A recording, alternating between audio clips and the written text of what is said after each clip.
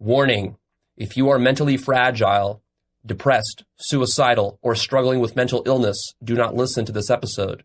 This episode may give you an existential crisis, depression, or suicidal thoughts.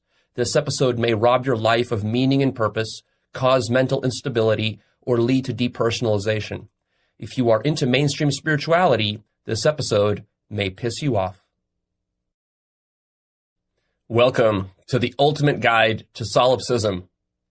In this episode, you're going to get a definitive answer, a very clear-cut answer to the question of, is solipsism true? I'm not just merely interested here in discussing solipsism as a philosophical position that could or could not be true and leaving it up in the air. I'm going to give you a definitive answer, and I'm going to give you a method, a definitive method, a very scientific method for validating this answer for yourself so that you don't just believe me or take me on my word. And we're going to go through an exhaustive list of frequently asked questions, an FAQ, if you will, of just the common questions people have around this solipsism question. There are many, many different questions that people have. I get asked all the time on the forum and in the comments section, various kinds of questions. And so we're going to tackle all of these today. In fact, that's going to be the bulk of what this episode is just answers to common questions about solipsism and so forth. Before we get into that, though, let's sort of set the ground for the definition of what solipsism is. And for this, it's good to go to Wikipedia and just take a look at how it's defined. Because a lot of times people have sort of just an idea of solipsism, but they don't really think about what solipsism means. And then when they get the answer, they don't understand what the answer means. So here's what Wikipedia says solipsism is.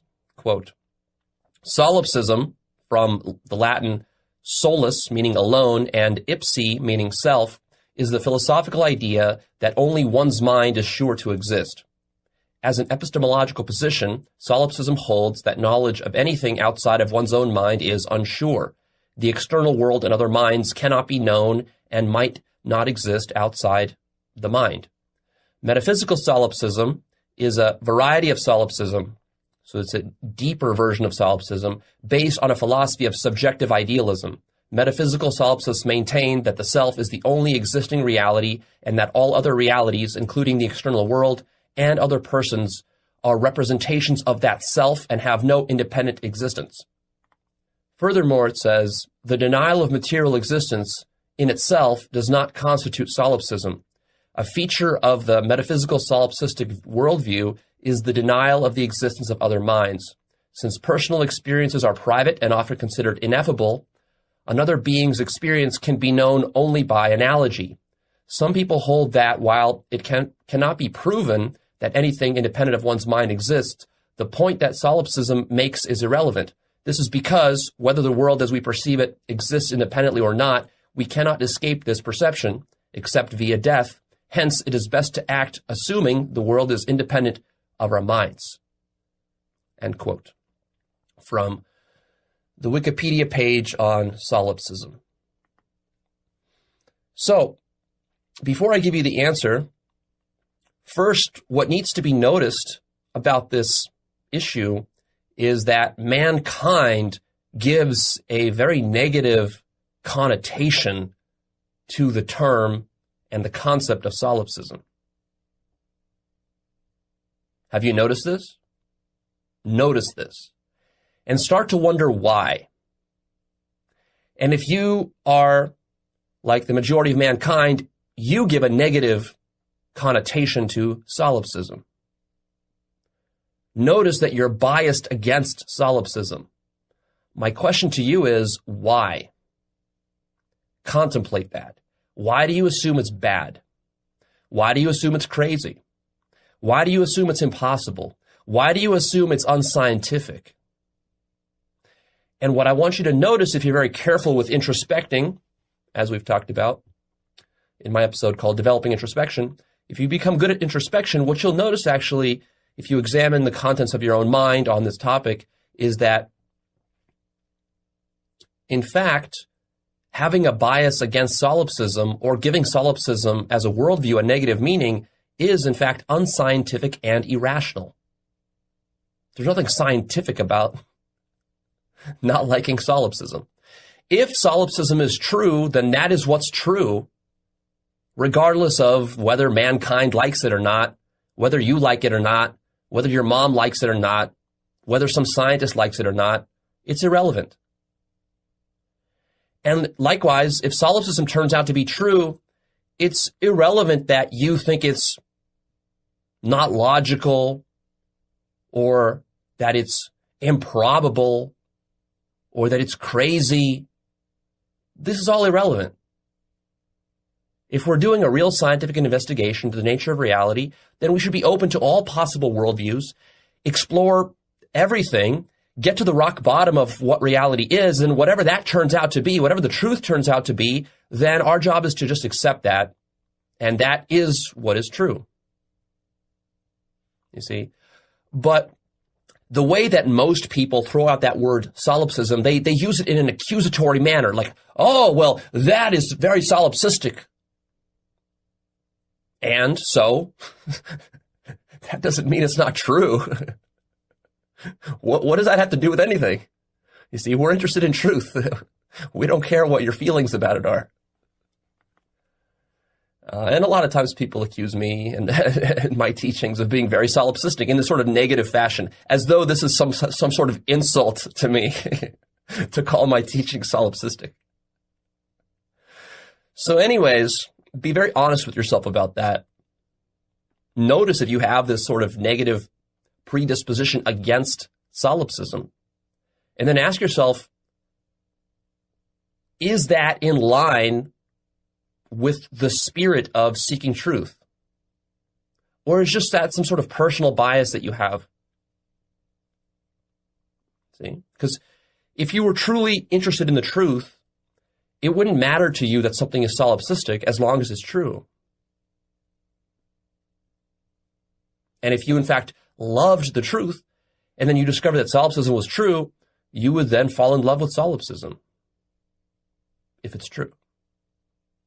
So the question is solipsism true? And how could you possibly ever know? There's a very big mistake that people make, which is that they assume that it's impossible to know. But furthermore, they don't just assume that it's impossible to know. They take it as an absolute fact that it's impossible to know. And that's a very dangerous position to take. The mind takes that position without realizing that it's actually taking that as an absolute position. And what's worse is that a lot of scientifically minded people, atheistically minded people, and rationally minded people will take an absolute position on this point, that it's impossible to know whether solipsism is true or not. Or even worse than that, they say it isn't. Solipsism isn't true. Really, the way we want to approach this question is that what are we really asking when we're asking, is solipsism true? What we're really asking is, we're asking about the nature of other. There is self and there is other. Other as being anything that's not the self. So if you, whatever you take yourself to be, if you take yourself to be this human, then other is defined relative to that to mean everything other to you. It's sort of the inverse of your self-definition. And so the question really becomes, what is other? Well, to answer that question, you also have to know what is self, because self and other are interdefined as inverses of each other, like convex and concave. To know what concave is, you have to know what convex is, and vice versa. It's a duality. So in spiritual work, usually we frame the question as, what is the self? What am I? Who am I? And we do self-inquiry to get to the bottom of what the self is. That's one direction to go. That's the most common direction that people go in spiritual work as they're trying to awaken. But then there's a sort of a other direction, the inverse direction, which most people ignore. They don't think about very deeply. And that direction is, what is other? Have you contemplated that? How seriously have you contemplated that? Or do you just take for granted this notion of other, what other is? And see, if you haven't seriously gotten to the bottom, to the rock bottom of what other is, if you don't know the truth of what other is, then how can you even be sure that other is real or other exists?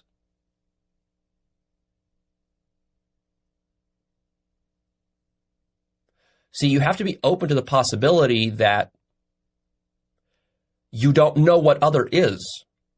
And if you don't know what other is, your lack of knowing about it can be so profound that it might be the case that other doesn't even exist. What if, because other and self are so interdefined, that given how you've defined yourself, leads to a co-arising definition of other, and that if you expand or change your sense of self and your identity, then that will also change your understanding of other. And furthermore, open your mind to the possibility that if you expand your sense of identity or self to become infinite or absolutely total and all-inclusive, then that will literally leave no more room for other, and other may cease to exist as it collapses into yourself. And then all you'll be left with is yourself. But this will be a radically different notion of self than you and most of your compatriots have, because this would be a sense of self that is so large that it includes everything that you previously considered to be other.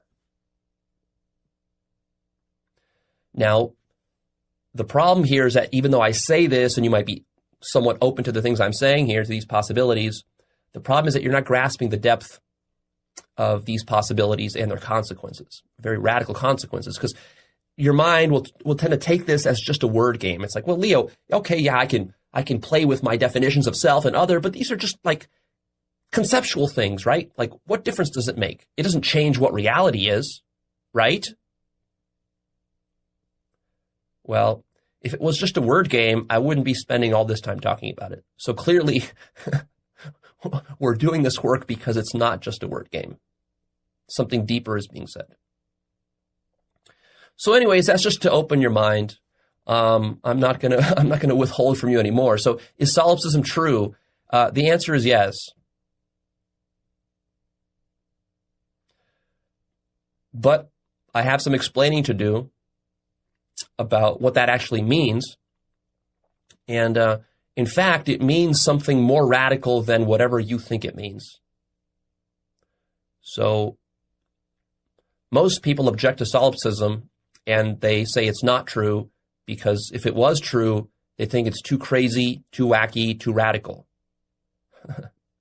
But the truth is that you can become directly conscious of what other is, and also of what self is. And then when you finally get to the rock bottom of what other is, you're going to discover that other is your own self, your own mind. And the consequences of this are so radical that they will shake you to your core. And they will lead to a radical recontextualization of all of reality and all of experience for you. And this is a very serious thing. It's no mere wordplay. And so my job is to help to guide you towards that. Now, this is tricky and difficult and even dangerous to do because most people don't appreciate just how much emotional investment they have in the concept of other being real. Your entire life hinges on this. Your entire sense-making apparatus, how you make sense of reality, hinges on a sense of other. Even all of your scientific theories and scientific explorations, and all of your logic and all your rationality, it all hinges on a notion of other, which is taken for granted as being real. This sense of other sits at the very core of your psyche, not just psychologically, but deeper than that, existentially. And it's deeply interwoven with your sense of self and your identity, such that to take away from you, to rob you of a notion of other, will lead to a collapse of your entire mind and your sense of reality, because your sense of reality is tied in with your sense of self and your sense of other. But because we just assume that self and other and reality just are the way we think they are, we take all of that for granted. The possibility isn't even open in our minds that such a radical breaking down of these boundaries can happen, and it's impossible for us to even imagine what the consequences of that would be for our life. So I've actually held back for about a year now shooting this episode on solipsism. It's been an often asked question on the forums and elsewhere. I get asked about it all the time, and I've given answers to it, kind of one-on-one to people. But I've held back. The reason I've held back is because I've been trying to investigate and really double check, and not just double check, but like check over and over and over again that my understanding of this issue is correct. Because the potential for misleading people here is so grave that I didn't want to record this episode a year ago and then come up with new conclusions, a year later. I really wanted to make sure that I was very solid on what I was going to teach here. And so I held off for about a year or so, checking over and over and over and over and over again in my contemplations, in my awakenings, in my spiritual work, just verifying. I've verified not just a handful of times, but dozens of times, maybe even 50 times, because I wanted to be damn sure not to mislead people on this point.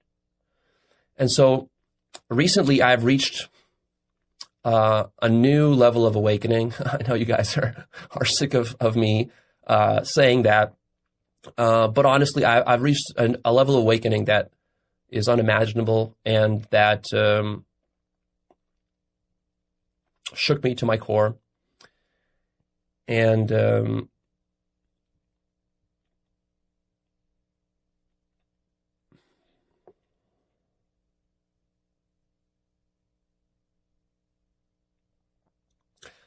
I don't even tell you guys anymore about the new crazy levels of awakening that I reached, because there's no way for you guys to understand it. So I don't even talk about it. The only reason I'm talking about it now in the context of this episode is because I just want to explain to you the amount of work that goes in. I'm not just sitting around and just building some philosophical scheme in my own mind and then teaching it to you. A lot of direct experience and a lot of work goes into these things that I talk about. And so anyways, I reached a level of awakening so profound that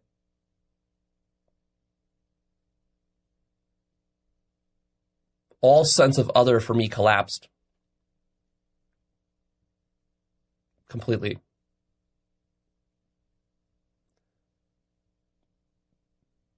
To the point where I became absolutely conscious that I'm the only conscious thing in existence.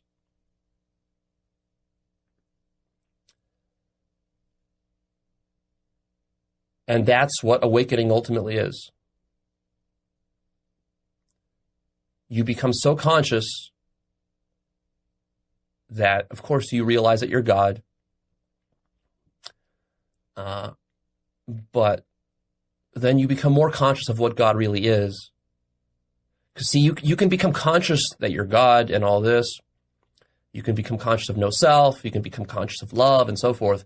but then you can still have remnants of your old worldview and your old life, of your old mind still present. And those remnants will include subtle notions of other.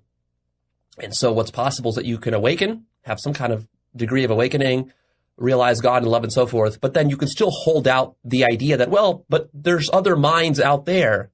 I'm not conscious of them, but there could be other minds out there beyond my own, and that we're all just part of a larger God's mind. See? And a lot of people treat awakening in this way. But if you awaken beyond that even, you become so conscious that your consciousness becomes completely absolute. This means that you're conscious of absolutely everything that there is. Everything. Now, you might say, well, Leo, but haven't you already confirmed this before? I mean, you have old episodes from years ago where you talk about this kind of stuff. So what's new here? Well, there's nothing really anything new here. It's just a larger sense of completeness and wholeness. And also just that, like I said, I've re-verified this now probably over 50 times to make sure that it's accurate. So it's not new. It's just that I've verified it a lot in ever deeper and deeper ways. And I mean, this is how science works too. It's like, at first you do an experiment, you get some result, and sometimes the result is kind of a crazy, wacky result. And you're like, wait a minute, that can't be right. Let me just double check. Let me do that experiment again. And so you do it again, and you get the same result. But the result is so radical that it's like, no, it still can't be right. Because if this is right, it contradicts all of science. So you do it a third time, and you do it a fourth time. And the question becomes, how many times do you do it until finally you go, okay, all of science is wrong then, because this result keeps coming up the same. Now, this is somewhat of a subjective matter. You know, do you do it 10 times, 20 times, 50 times, 1,000 times? How many times do you got to do it before you feel confident coming out there and telling the public, this is what it is? Of course, that's a very subjective boundary. Everyone will have their own different standards. I've actually been very careful about this because I've been wanting to record this episode for, like I said, over a year now, but I've held back. So anyways, when you truly understand what God is and yourself to be God, you identify with God ever deeper until your identification with God becomes so complete and so direct that you're absolutely conscious of everything. You're conscious of everything as being your own self, your own mind. And you have absolute consciousness. And what that means is that there can not be anything outside of your own consciousness. And you're absolutely conscious of this. And at this point, you're absolutely conscious that you're completely alone. And the reason it has to be this way is because God's mind is absolutely one, and it's completely sovereign, which means that everything has to be present within God's consciousness. There can't be anything outside of God's mind or outside of God's consciousness, because God's mind is infinite. And because it's all-seeing and all self-knowing. It's a complete self-recognition. It's a complete self-understanding. And so when you realize that, you're too conscious for any sense of other to remain. So actually what a sense of other is it's something that God's mind, your mind, is constructing in order to create the illusion of something other than your own mind. So within God's mind, there can be partitions that you can trick yourself into believing are something other than you. Other minds. You paint subtle imagery in your mind of like, well, my mom has her own mind, my dad has her own mind, my dog has its own mind, there are aliens out there with their own minds, there are computers that are maybe conscious with their own minds, and so on. But what you're not conscious of is that you constructed all those minds within your own mind. And furthermore, you're in denial about that. You see?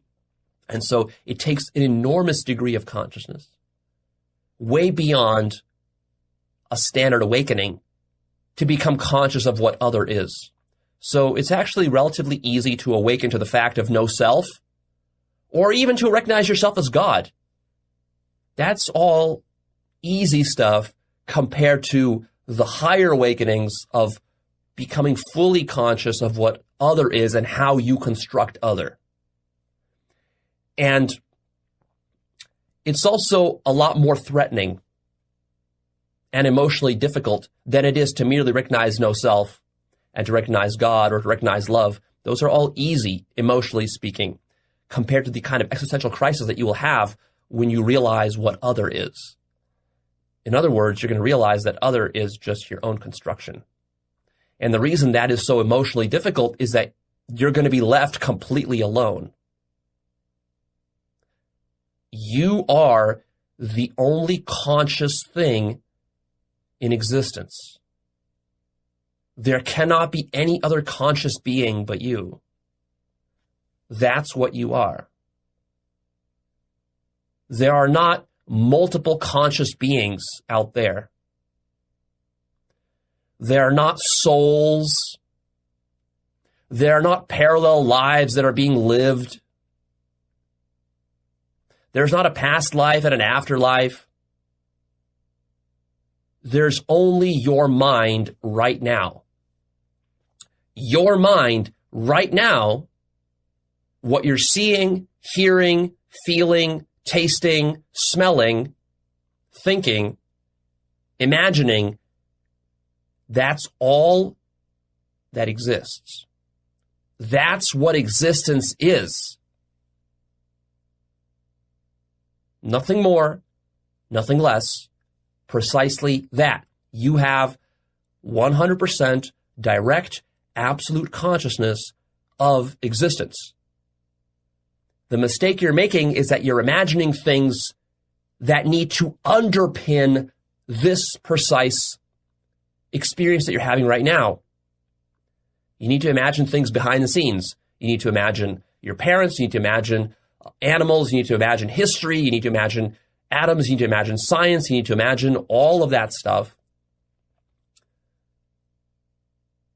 to explain the present moment. Otherwise, you'd have no explanation for the present moment. And so you keep dreaming that up. So that's what God is. God is an infinite mind that keeps dreaming up for itself an infinite chain of backstories to rationalize the present moment. And in this way, it creates a life for itself. It creates its dream. And outside of this dream, there's nothing and no one. And this mind is singular, and it's the only conscious thing that there is. And that mind is you. You are the only conscious thing that there is.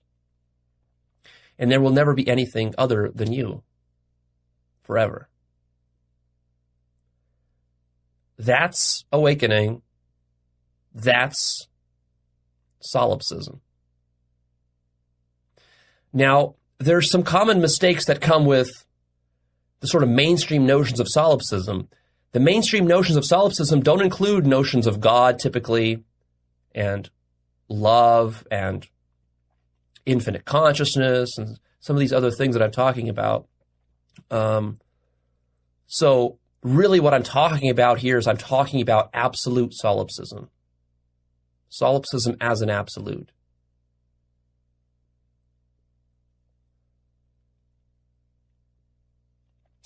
The other problem with solipsism, as it's conventionally conceived, is that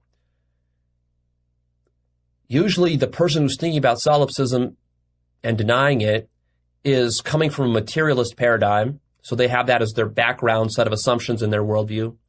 Materialism, also duality, is part of their paradigm, whether they realize it or not.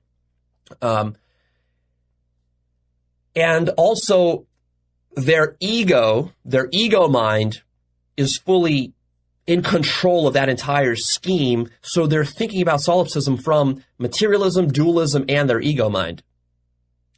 So when I say that you are God or that you are the only thing that exists, it's like the ego mind can take that idea and say, oh, okay, so I, as the ego mind, is the only thing that exists. Like my human self is the only thing that exists. But that's not what's being said. Your human self is part of the construction. But what is being said is that your visual field, this bubble of consciousness that you are experiencing right now, that's the only thing that there is. There's nothing outside of your bubble of consciousness. Of course, it's not just the visual field. This includes the physical, tactile sensations you have, the emotions. All of this is part of your field of consciousness. Smells, sounds, thoughts, images in your mind, mental imagery, all of that. And that's it. That's all that ever exists. That's all that ever has existed. That's all that ever will exist. And what's more, you can know this absolutely. So this is not a speculation. This is not something you sit around in an armchair theorizing about and trying to convince yourself of. This is something you awaken to and you become absolutely conscious of. So an awakening is required to become conscious of this. And not just any awakening, but profound degrees of awakening beyond what most awakened people have awoken to. So you got to go very deep on this, to the point where you're absolutely conscious of everything. And when that happens, you'll realize that this is all there is.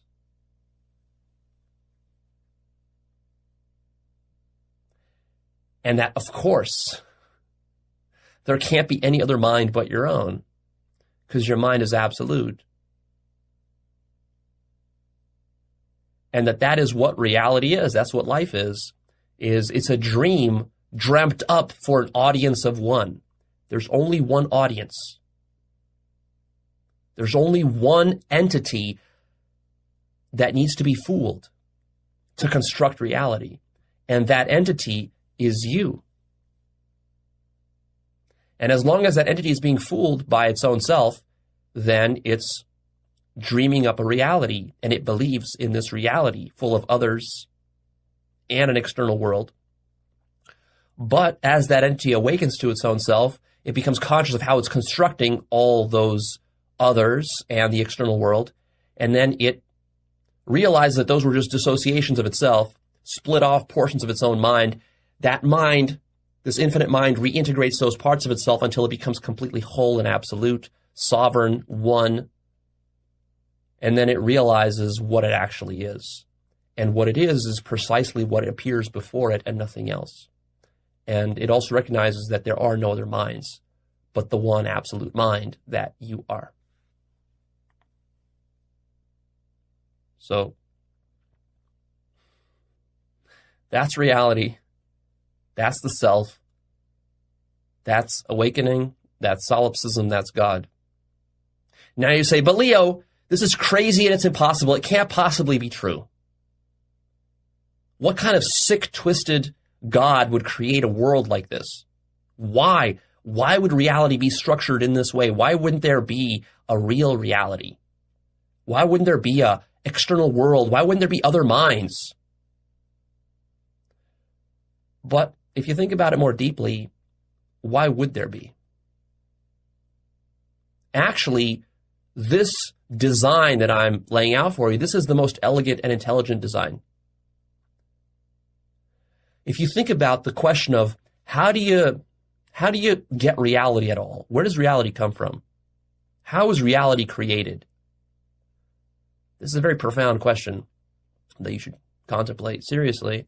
Most people don't contemplate it. Even most scientists and philosophers don't seriously contemplate it because they take for granted all sorts of different things as existing without realizing that they need to be created first. So how do you create anything at all from scratch? You think, well, you'd have to make some atoms first.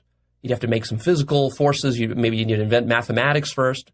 No, that's not how it works. The way it works is that you need to dream up self and other and an external world and things outside yourself. And then you need to deny all this, and you need to fool yourself that you didn't create it. So this infinite mind creates itself and creates its own world, but it needs to deny that it's doing so in order to buy into the illusion. So the question is here, how do you create a sense of other? How does reality create a sense of other? Think about that. That's a profound existential question. You might say, well, Leo, a sense of other is like, one animal is born, that's one self, and another animal is born, that's another self, and they're other to each other. That's obvious. But it's not obvious, because you're begging the question, you're taking for granted the notion of otherness. Even if you have multiple animals that are being born, who says they're not all the same self? Who says that they're other to each other? You see, you can't take that for granted. And science can't tell you what other is. There's no scientific instrument that you can point at an elephant and then at your own body. You point this little radar thing at an elephant and it says, oh, that's other. And then you point it at yourself and it says, that's self. And then you point one at your mom and it says, oh, that's other. Mom is other than self. And then you point one at something else and then you point one at your finger and it says, oh, that's self. You see, there's no such scientific instrument, nor could there ever be such a scientific instrument, because in fact, these are all completely relative distinctions and categories which don't actually exist. They're inventions of your own mind. And when you become really conscious, you realize that if such an instrument was invented and you pointed it, and it was a truthful instrument, you pointed at all the different objects in the world, what that instrument would read all the time is just self. Self, self, self, self, self, self. Everything you look at would come out self.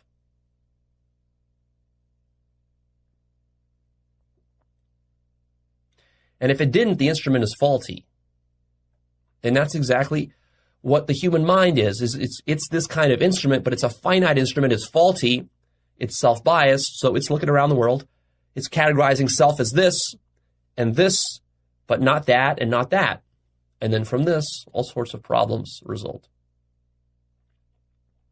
So actually, if you think about it, of all the different possible ways that reality could be designed, the most ingenious and most intelligent design solution is just simply, rather than creating a bunch of different creatures who have consciousness and creating atoms and which come up together and make molecules, and those molecules form neurons, those neurons form synapses, and those somehow generate some sort of cloud of consciousness, and then within that cloud of consciousness, there's some sort of perceptions and stuff, and having multiple millions and billions and trillions of these different clouds of consciousnesses all interconnecting with each other and working together. This is sort of the scientific model of how reality is constructed. Rather than having all of that, all you need to do is just have one consciousness which fools itself with images of something outside of itself. Other minds, other consciousnesses. And that's it.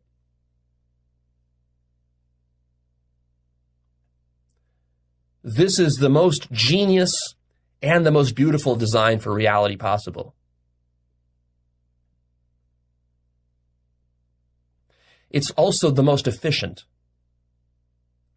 because you don't need to construct a bunch of atoms, trillions and trillions and trillions of atoms and planets and stars and multiverses and different minds and different organisms and all of this. You don't need any of that. All you need is one mind that dreams up everything else. It's like a stage set for a camera. For one camera. There's only one camera, and if you position that camera just perfectly within the frame of the stage, then you don't need to render anything outside the frame. Like in a video game, In a video game, frame rate is a very important metric. And computer programmers have to optimize the shit out of video games to get them to run at 60 frames a second or 120 frames a second or whatever the latest fastest rate is, to get the smoothest, best performance. And the way they do that is by culling every possible thing that doesn't need to be rendered in the scene and in the frame out. So the video game world doesn't exist anywhere. And all the characters in the video game, they don't exist anywhere. A video game is just the current frame that is being displayed. That's what a video game is. It's a current frame.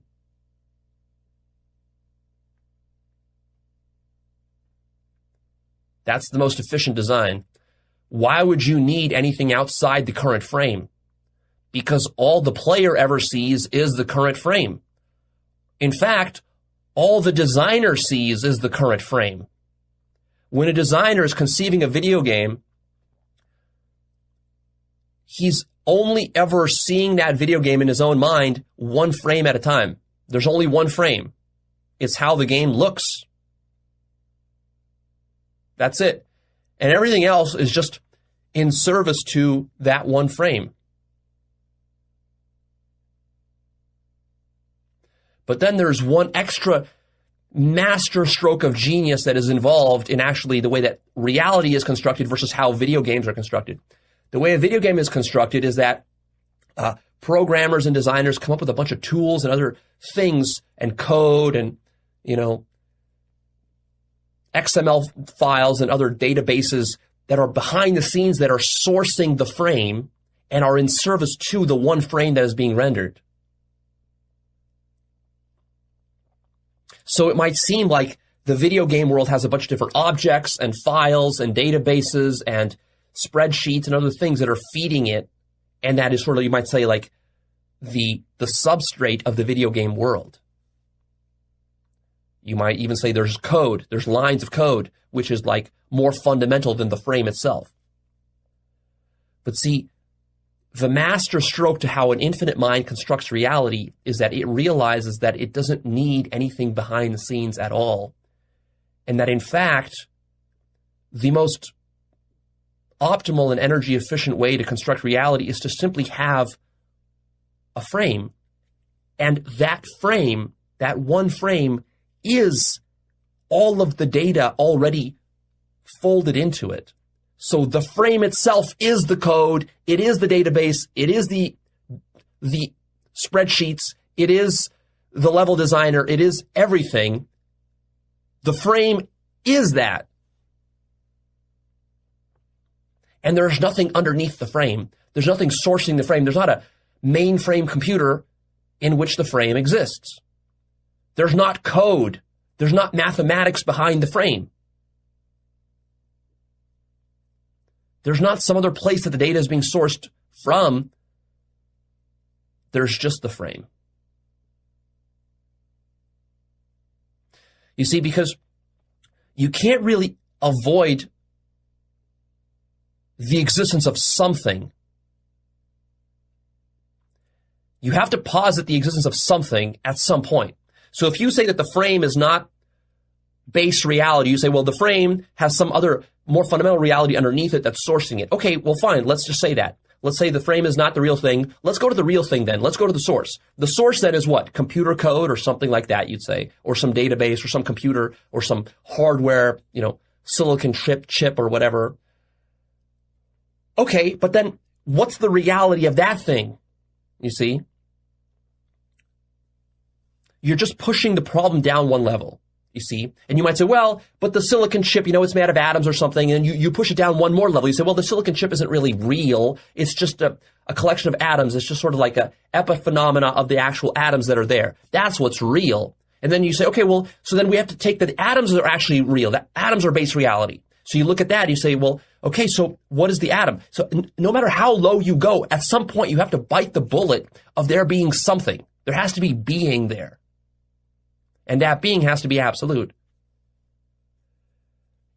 So this is what science doesn't recognize. So see, rather than having this chain of different base realities, one more real than the other, that each kind of buttress each other and support each other, rather than playing this never-ending game of chasing your tail, actually what an infinite mind does is it just says, why do I need that? It's just as hard for me to create, or rather, it's just as easy for me to create the top-level frame as it is to go through this chain of stuff and get to some rock bottom thing like an atom and create an atom. See, what you have to recognize is that from the point of view of an infinite mind, of universal mind, there's no difference between creating an atom versus creating an elephant. They're both equally easy to create. If you can create an atom, you can create an elephant.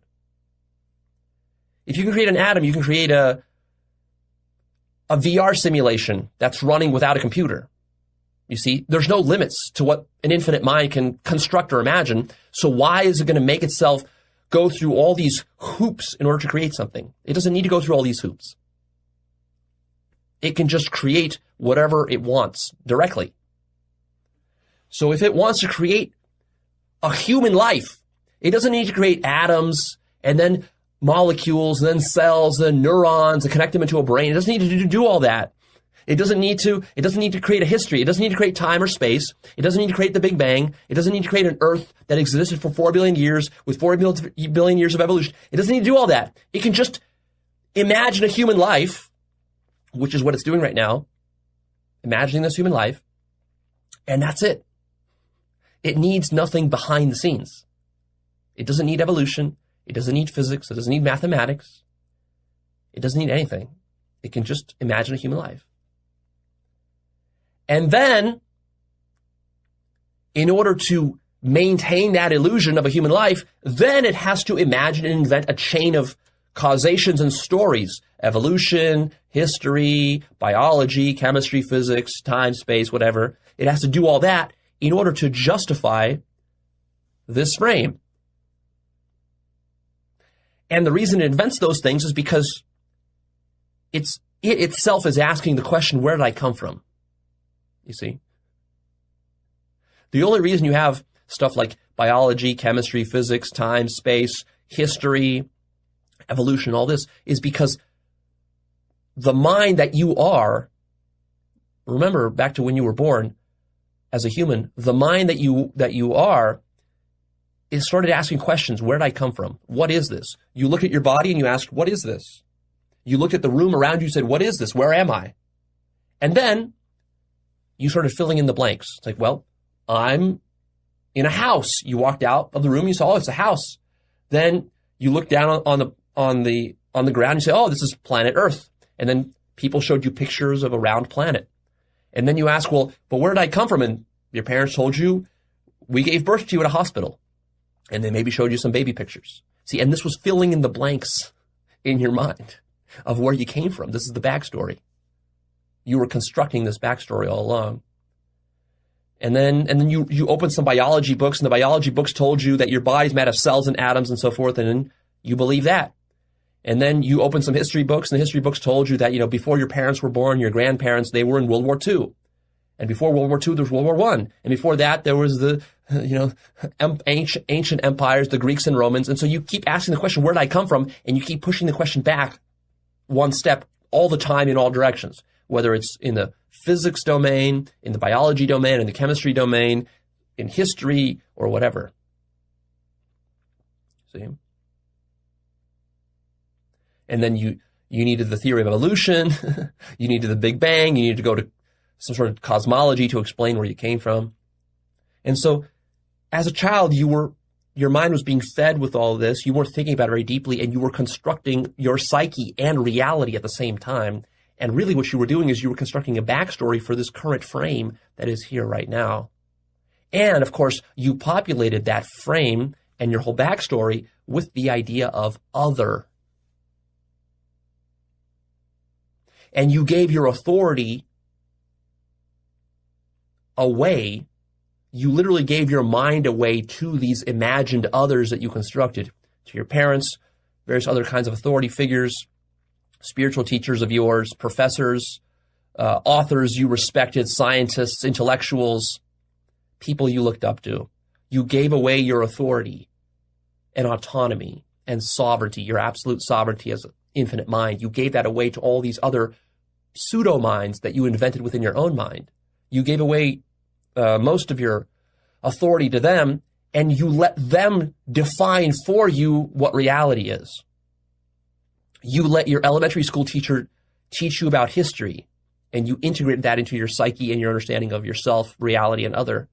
And then you let your parents tell you about your ancestry and your lineage, your grandparents and great-grandparents, where they came from, cultures and customs that you picked up. You integrated that. You made that part of your identity and your psyche.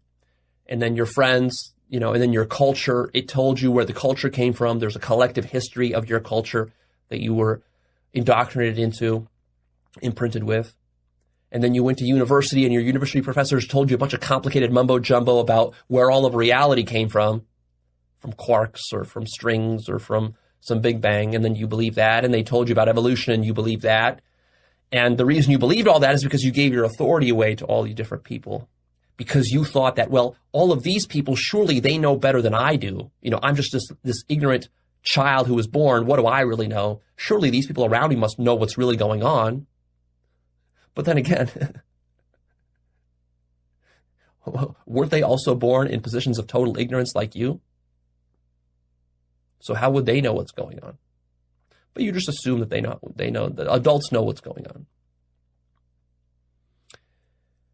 And so you did all this, and now you're sitting here and you're feeling comfy, like you got this sense of reality. You're sitting here on Earth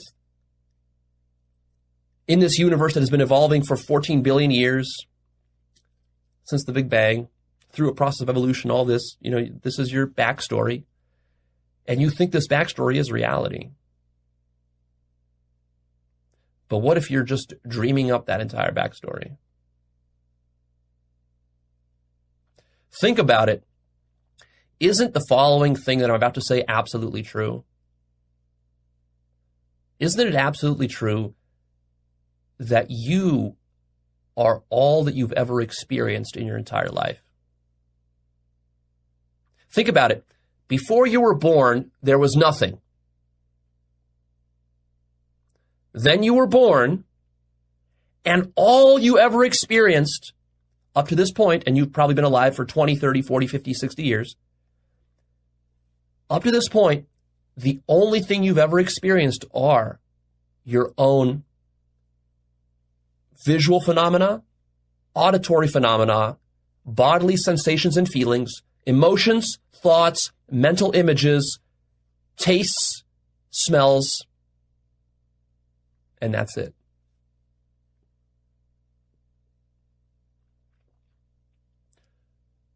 Check this. Check that this is true. You've never experienced anything but your own mind. And by your own mind, I mean all of experience.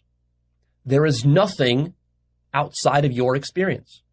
All experience is your experience by definition. Now, people tend to nod along with that and say, yeah, sure, Leo, of course, that's obvious. But it's not obvious. You don't get it. You don't get that your experience is absolute. It's not just human experience. This is absolute being. This is the only experience, the only thing that exists anywhere. This, here, now, you're it. There's nothing else. There's never been anything else. If you want to be as scientific and rigorous as possible, then this is it.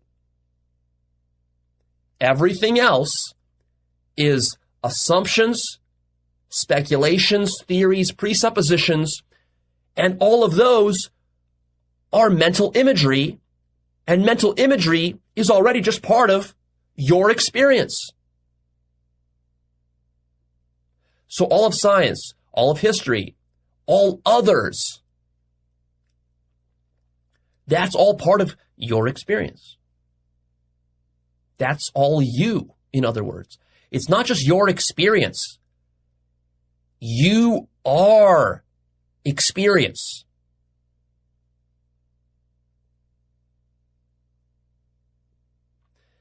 It's so obvious when you think about it.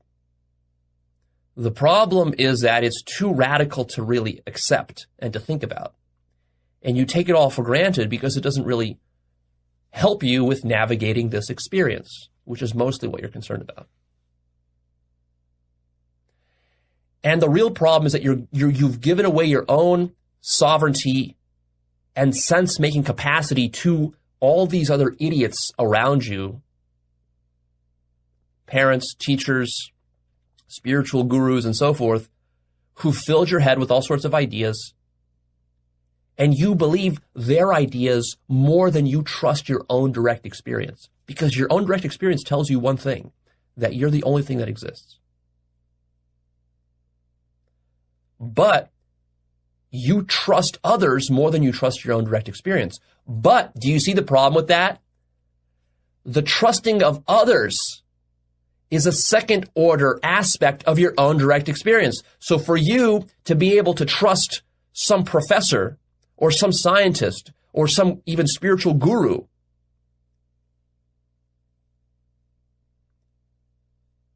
you have to assume that they're real first.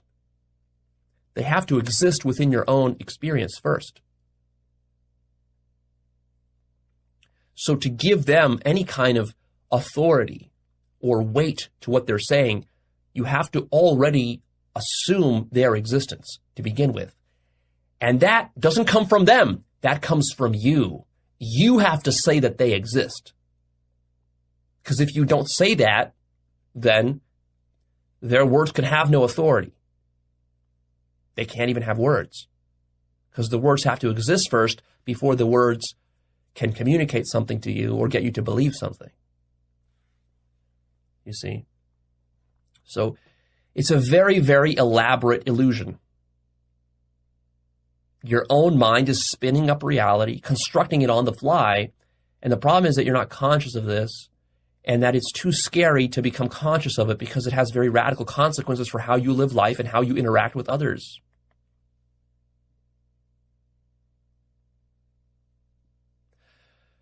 I want you to ask yourself seriously why you're so triggered by solipsism, why you're threatened by it, and why you're attached to reality being some other way than a solipsistic way. I want you to notice a fundamental need you have for the companionship of others, and that something is robbed from you at an emotional level, at the level of your psyche. Something is robbed from you when you lose the sense of other. It doesn't feel good. You don't like how that feels.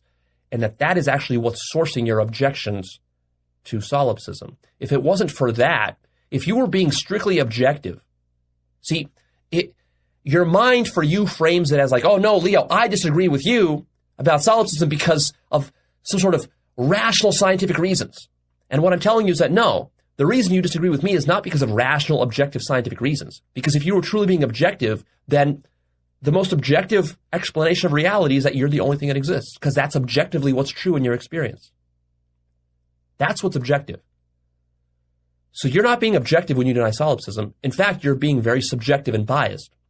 And I want you to notice that, and I want you to notice where those biases are being sourced from, because your mind is going to play the trick of denying that you're not being objective. Solipsism is what's objective. Solipsism is what's absolutely true.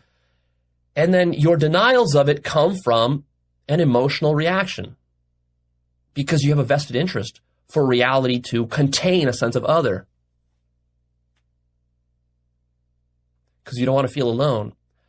You have a vested interest for reality to have an external world, which is also another form of other, right? An external world is other to you.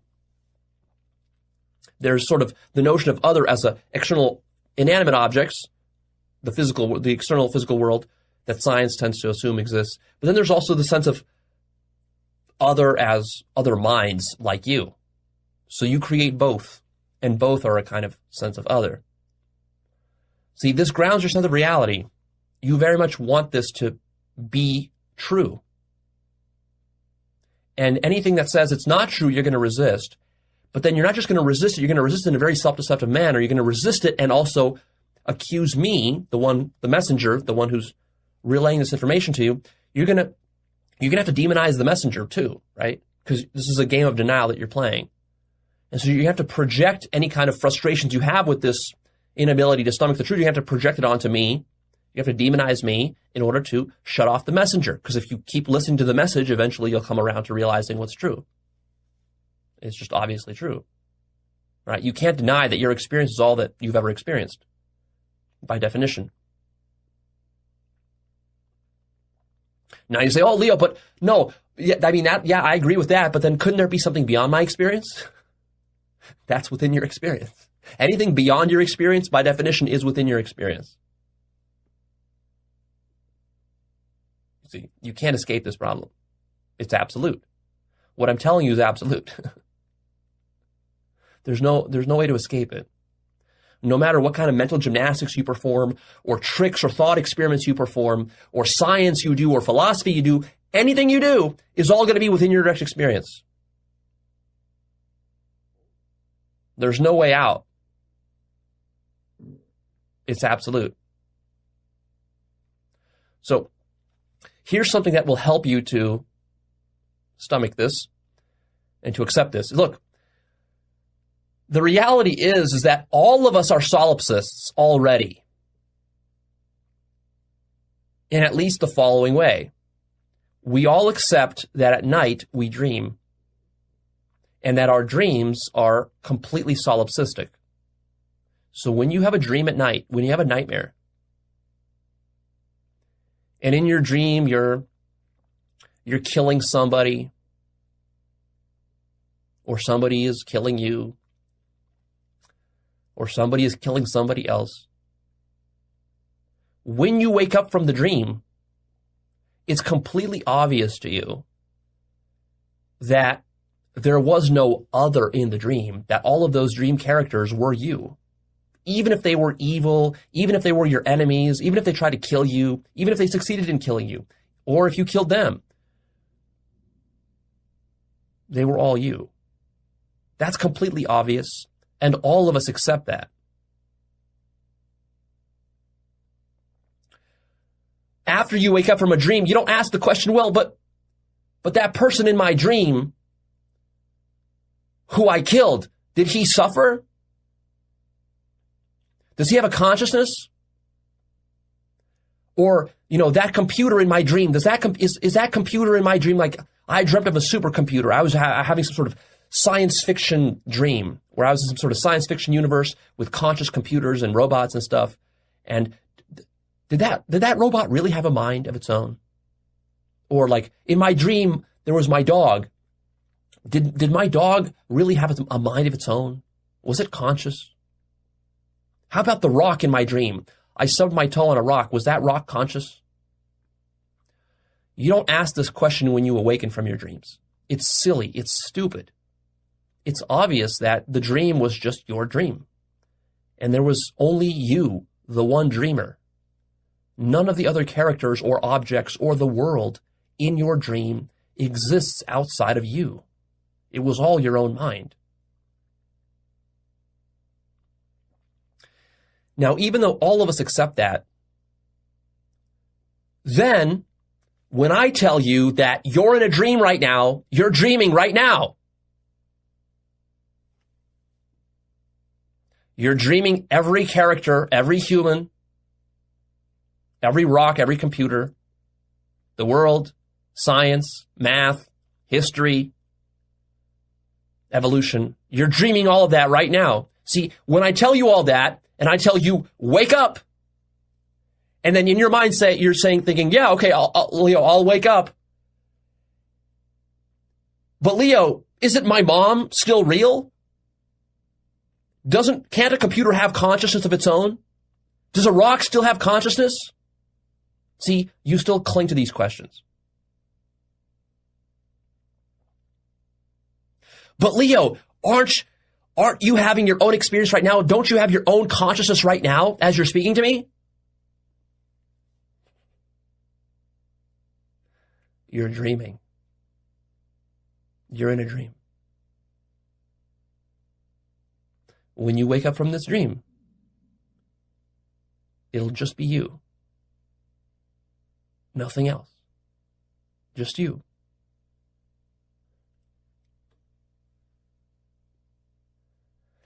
See, spiritual teachings and traditions and teachers and gurus have taught since the dawn of time that life is just a dream. And you've heard that. You've heard me say that. You've heard other gurus and teachers tell you that. And you think you understand what that means. But you still cling in the back of your mind to this notion of other. That when you awaken from this dream, there will be an other there waiting for you. And what I'm telling you is simply that there won't be. There's just your dream. You're dreaming forever. And there's only one dreamer. And this one dreamer dreams all other dreamers. And that one dreamer is you. Full stop. That's it. It's that simple. It really is very simple. You understand exactly what I'm talking about when I'm talking about your nightly dreams. The reason you can't understand it, though, right now, when I'm talking about this dream you're in right now, is because if you understood it, it would end your dream. And you're very, very much attached to keep dreaming. So what I want you to notice here is the problem is not a lack of logic or scientific facts or objectivity or whatever in what I'm saying. The problem is that you're very, very, very attached to dreaming. That's the problem. And as long as you are attached to dreaming, nothing I say, nothing anybody says, no objective facts, no data, no science, nothing will ever get you to awaken. Because to awaken, you have to want to awaken and to stop dreaming. And most people don't want that. And even if you think you want that, you don't yet comprehend what it would mean to stop dreaming. How radical that would be. To become so conscious as to be fully lucid within your own dream. That's what awakening is. To awaken is to become fully lucid within your own dream, to understand how you're constructing the dream, and that it is all your dream, and to take 100% absolute responsibility for the dream, which means there's nobody else on whom you can place that responsibility or burden. There is not even an inanimate other on whom you could place the burden of reality. You can't say that, oh, well, there's some atoms that are constructing me. There's a brain that is constructing this. There's mathematical and scientific physical laws that are responsible for this dream. No. When you're fully lucid of the dream, you realize that you are constructing the entire dream, including all the atoms, all the laws, all the mathematics, all the brains and neurons, all that mumbo jumbo. You take full responsibility for constructing that. There's nowhere else you can place the responsibility for creation, and that is what is necessary to recognize yourself as God fully, because God is creator. To recognize that you are God is simply to recognize that you're responsible for creating everything in your experience right now, and to stop skirting that responsibility and offloading it onto other people and inanimate objects, physical laws, mathematical rules and systems and formulas, computer code, simulations, aliens, evolution, the Big Bang, cosmology, various kinds of supernatural deities who are other to you, Jesus, Buddha, Shiva, No, you take full responsibility that you create all that. The buck stops with you. You're God.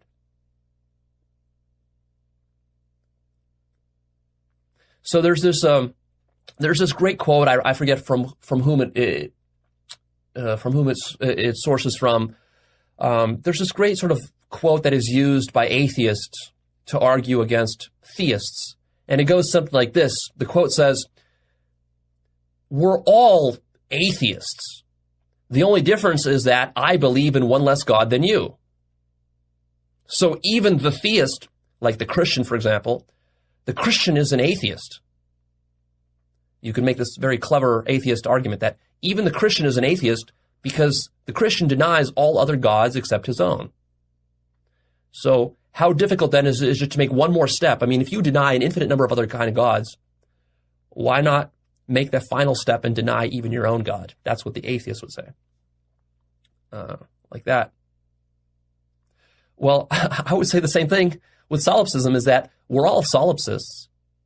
You have no problem understanding that your nightly dreams are completely solipsistic and imaginary, and that there is no sense of other in your dreams. We all admit that.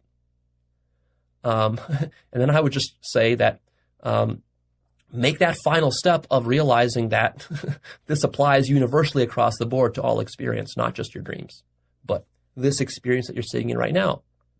And then you will realize absolute solipsism.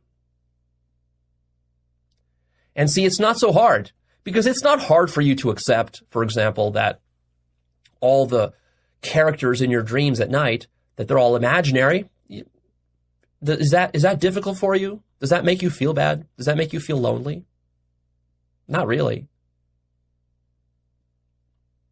You just realize it's all imaginary. It's just a dream. But see, when you try to make that move now with real life, so to speak, that's a different story.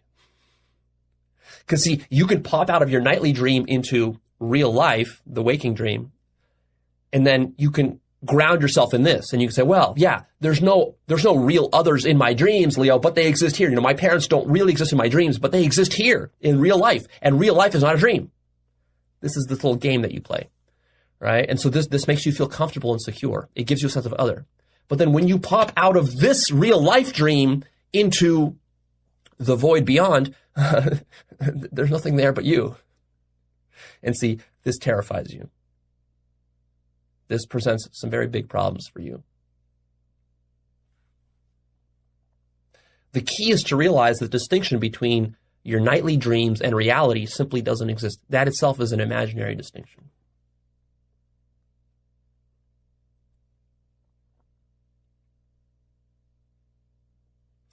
So, solipsism traditionally does not acknowledge important aspects of what I'm talking about here. I'm talking about absolute solipsism here.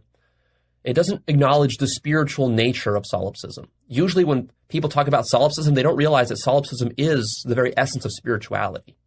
That connection is not made. Also, what's not acknowledged is love, God, will, intelligence, goodness, perfection, eternity, infinity, omniscience, immortality. These things are not acknowledged, but these are all part of what solipsism is. When you realize solipsism, you realize God, you realize love, you realize that this dream is your own will, you realize the infinite intelligence behind this dream, you realize the goodness and perfection behind this dream, you realize the eternity of this dream, you realize yourself as infinity, you realize your own omniscience and the absoluteness of consciousness, you realize your own immortality. What's also not recognized is that all mystical traditions and all religions essentially point towards solipsism, whether they realize it or not. The problem is that a lot of mystical traditions and religions are very corrupt, and even the founders of those religions may have not reached the highest levels of awakening, so maybe they themselves have not reached that final stage where the sense of other completely collapses. But if they did the work truly and they reached the final level, they would realize absolute solipsism. And you can find little tidbits here and there in different religions, different religious texts, different religious teachers, and teachings and gurus, they throw you little crumbs here and there that allude to solipsism, if you research that stuff enough. And I gave, throughout my older episodes, I gave many examples, little crumbs and tidbits that allude to this. In this episode, we're just making it very stark and very explicit. So there's nothing really new that I'm teaching you here. You should have already known all this stuff if you've been listening to my content, or really to any serious spiritual teachers. All right. So now you understand how that works. Now let's get to the FAQ, all the questions and objections. So first one is, but Leo, my enlightened teacher like Rupert Spira or some Buddhist monk that I listen to says that enlightenment is not solipsism. I explicitly asked them, is enlightenment solipsism? And they said no. What's up with that? Well, it's very simple. Your teacher or guru is not fully awake. There are many levels of awakening, and many teachers and gurus, whether they're Buddhists or Advaitins or Neo-Advaitins or whoever, Eckhart Tolle, Rupert Spira, whatever, they simply are not fully awake. They're not conscious of how they're creating all sense of other. It's hard for me to put into words the extreme degrees of consciousness that are required to realize this. This goes way beyond a typical awakening. There are many good awakened teachers out there who are teaching you some stuff about awakening, which is basically true, but they haven't reached the highest levels. And because of this, they're not conscious of what I'm talking about. Or some of them can. I'm not saying that I'm the only one who's conscious of this. Some of them can be conscious of it, but there are reasons why they might not tell you this explicitly. First of all, they might want you to discover it for yourself rather than just filling your mind with ideas. There's validity to that. I've spent a good chunk of time thinking about whether I should even record this episode, because I don't even know how many people it will help versus hurt or confuse, because people are likely to just take this on as a belief rather than realizing for themselves. I could have taken the tack of saying that, well, I'm just going to let them discover for themselves. I'm going to share the methods and techniques of spiritual work. I'm going to talk about all sorts of other things, but I'm not going to just explicitly hit them over the head with the solipsism stuff. Also, a good reason not to do that is because it freaks people out. It scares people off. It's bad marketing. It's bad PR. It makes people very triggered and defensive. So there's practical reasons for why not to state it explicitly.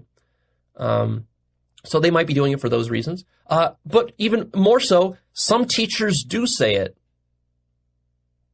Maybe not as starkly as I'm putting it here, but they allude to it. You just have to look very carefully at what they're saying and their teachings. For example, Ramana Maharshi. You might say, Ramana Maharshi was not a solipsist. But then when you actually read his answers, he clearly says that there is no other. How much more clear do you want him to be? See, the problem is that you hear that, but you don't. It's like in one ear and out the other. It doesn't register in your mind.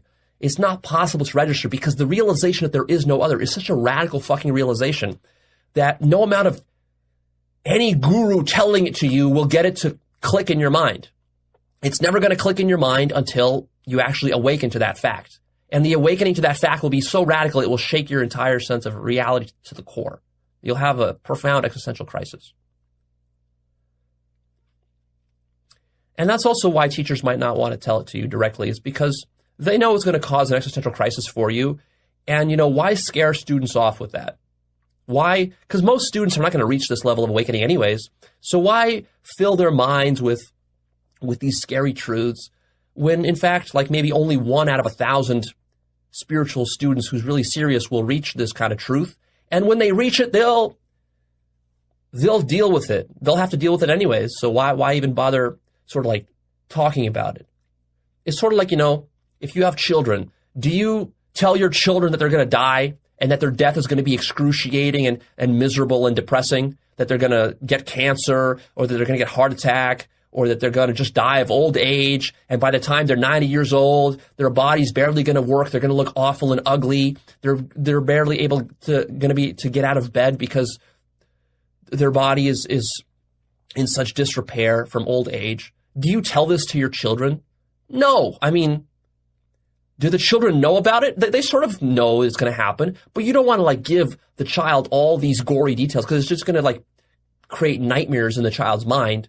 And then, why explain all this when the child will just find it out naturally through the course of its life? The child will grow up, and when the child is like 60 years old, the child will already start to get ideas, or I mean, the adult at that point will start to get ideas of like, yeah, my death at 90 years old is probably going to be a nasty experience. It's not going to be pleasant. But,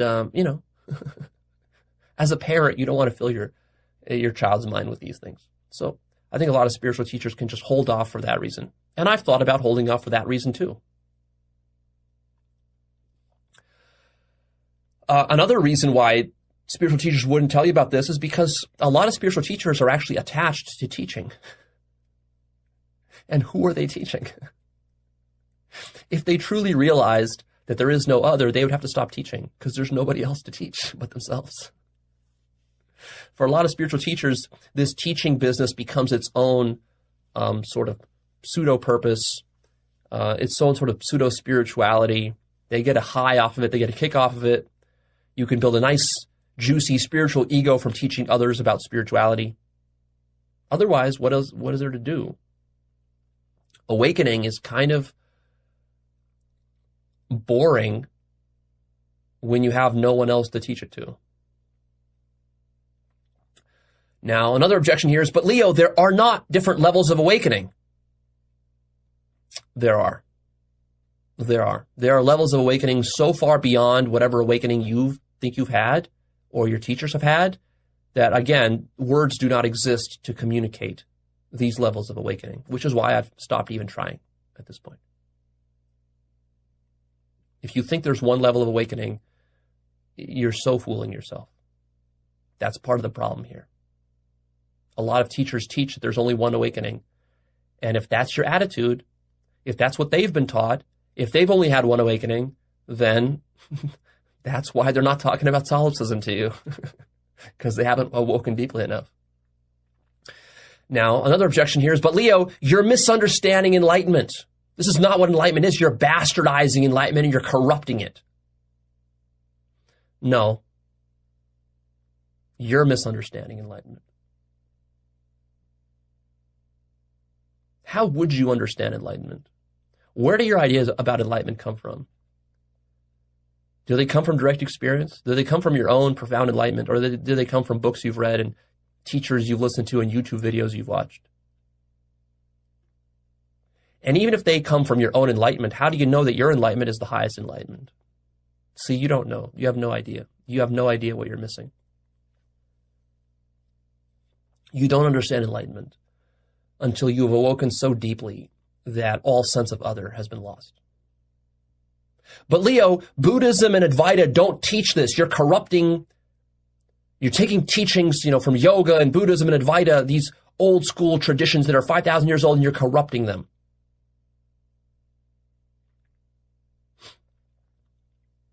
Again, the problem is that you don't really understand these teachings. If you truly studied these teachings, you would realize, first of all, that they align very well with what I'm teaching you now. Firstly. Secondly, again, there are many versions of these teachings. A lot of these teachings have been watered down for Western audiences, especially Buddhism and Advaita have been watered down for Western audiences, for YouTube audiences, to write popular books like what Eckhart Tolle is writing and so forth. It's all been watered down. Spirituality has been watered down.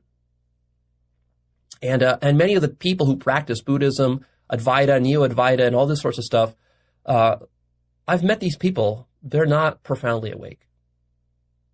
They're teaching something.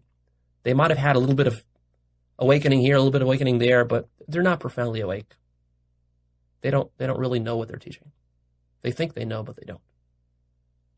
It's very easy to misunderstand Buddhism and Advaita. It's very easy not to see the consequences of Buddhism and Advaita.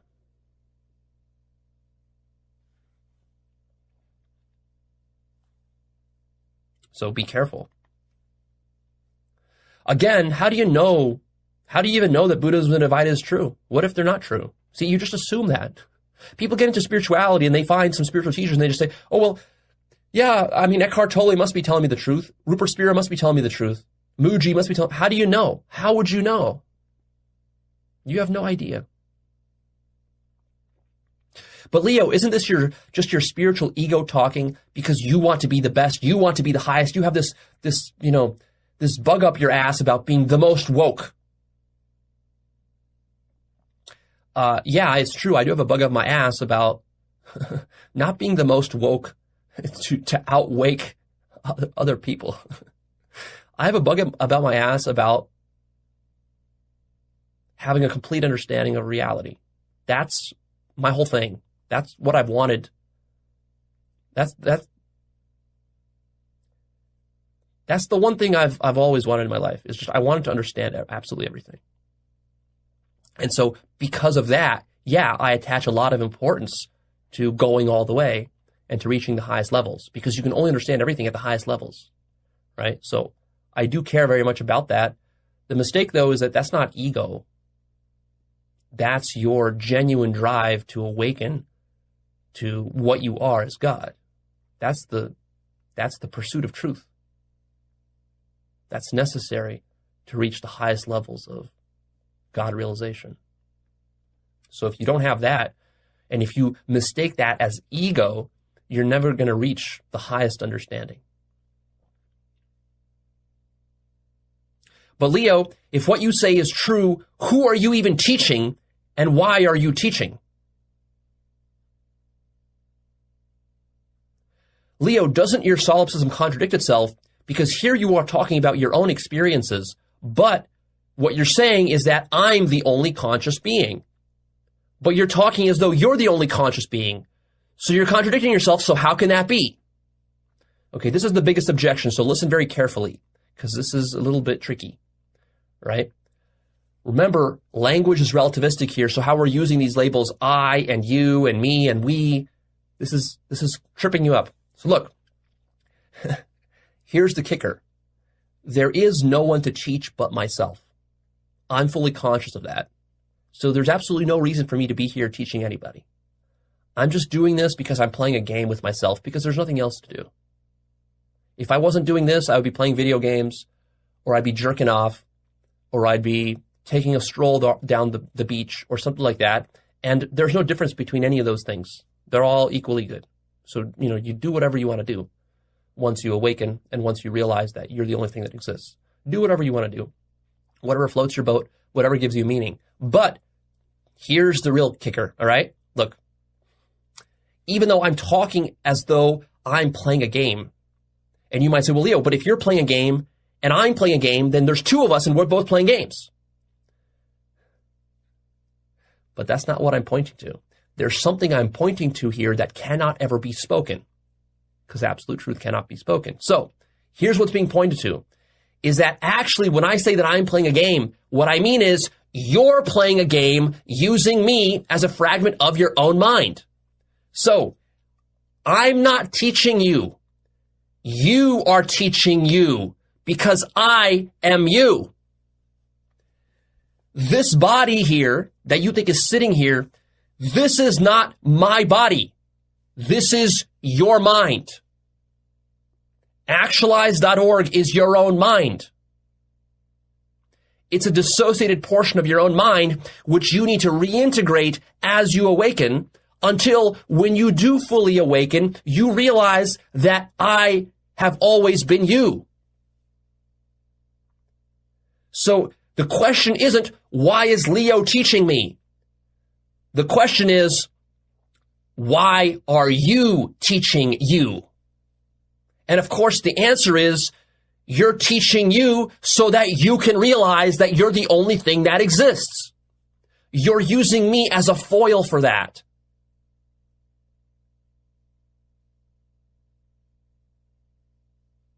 But Leo, don't you have your own experience? Like, I have my own experience, and then you have your own experience, right? No. There's only your experience. I am your experience.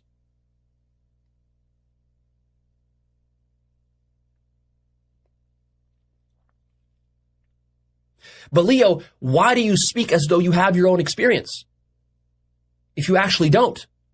Why are you tricking me? Again, I'm not tricking you. You're tricking you. The question is, why are you tricking you? Why did you construct me?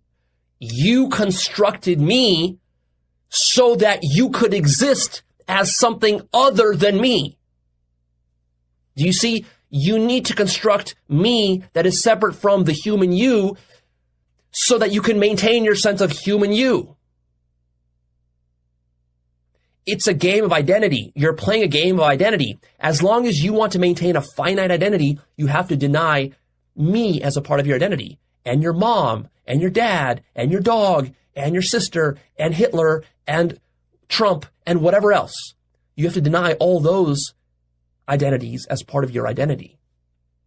And in order to do that, you need to give those separate identities. They're not really separate, but you think they're separate. You got to give those quasi-separate identities, you got to give them backstories.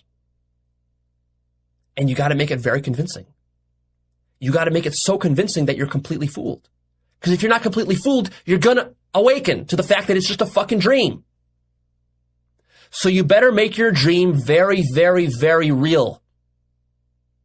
Very realistic. To the point where you can't distinguish it from reality. And this is how you create reality. In order to do that, you need to really, really believe that I have my own experience, and that your mom has her own experience, that your dog has its own experience, that Hitler has his own experience.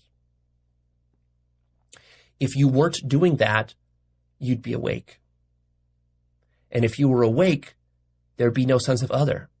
And if there was no sense of other, then you basically couldn't have a human life anymore. So the reason you're fooling yourself is so that you can cosplay as a human. You are God cosplaying as a human. And you enjoy it. You like cosplaying as a human, and so you want to continue doing that. And what I'm telling you here is throwing a wrench in the works. You see, this is really screwing up your cosplay.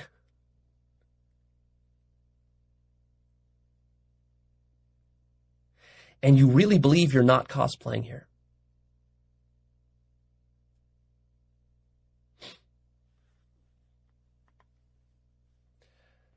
Let's go through a little very basic exercise. I want you to take your finger right now, point it at the screen, point it at me. You're watching me on a screen. Point your finger at me. Actually do this with me. Point your finger at Leo and say, that's Leo. Now take that finger and turn it around, point it at you, like this, point it at you, and say, that's me.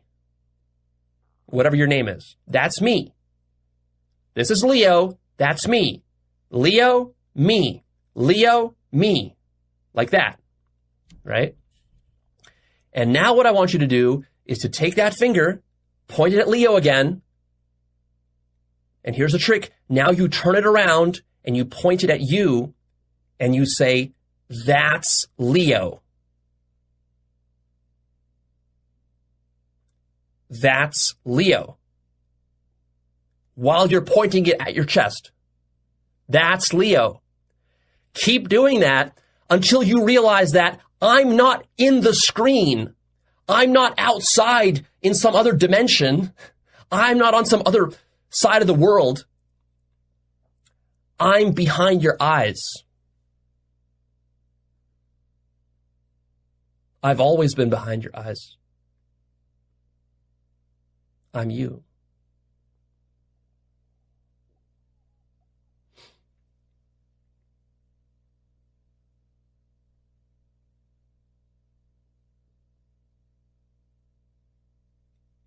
Your body, look at your body. Your body is my body. But then you might say, well, but Leo, then what is this? What is this body here? On the screen, in the video. What is that? Well, that's also you. Every body is yours. Literally, every body is yours. This is all your mind. This is all your dream. All the bodies in it are projections of your own mind. But Leo, if I'm imagining you and you're imagining me, how can that be? That doesn't compute. It's illogical. It doesn't compute because there's only you imagining me. Stop imagining that I have any experience or consciousness or mind outside of you. Keep doing that, not just with me, but with everybody else. Keep doing that and doing that and doing that and doing that until you are left completely alone in a solipsistic bubble of your own consciousness, until there's nothing left but your own bubble. And when that happens, that's awakening.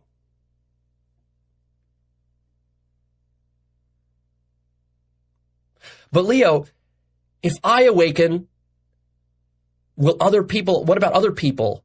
Are they going to awaken too? Like, Leo, you're saying you're awake, but then you're saying I can awaken, but how can, Leo, how can you have awoken? And how could others and other teachers have awoken if you're saying that I'm the only thing that exists?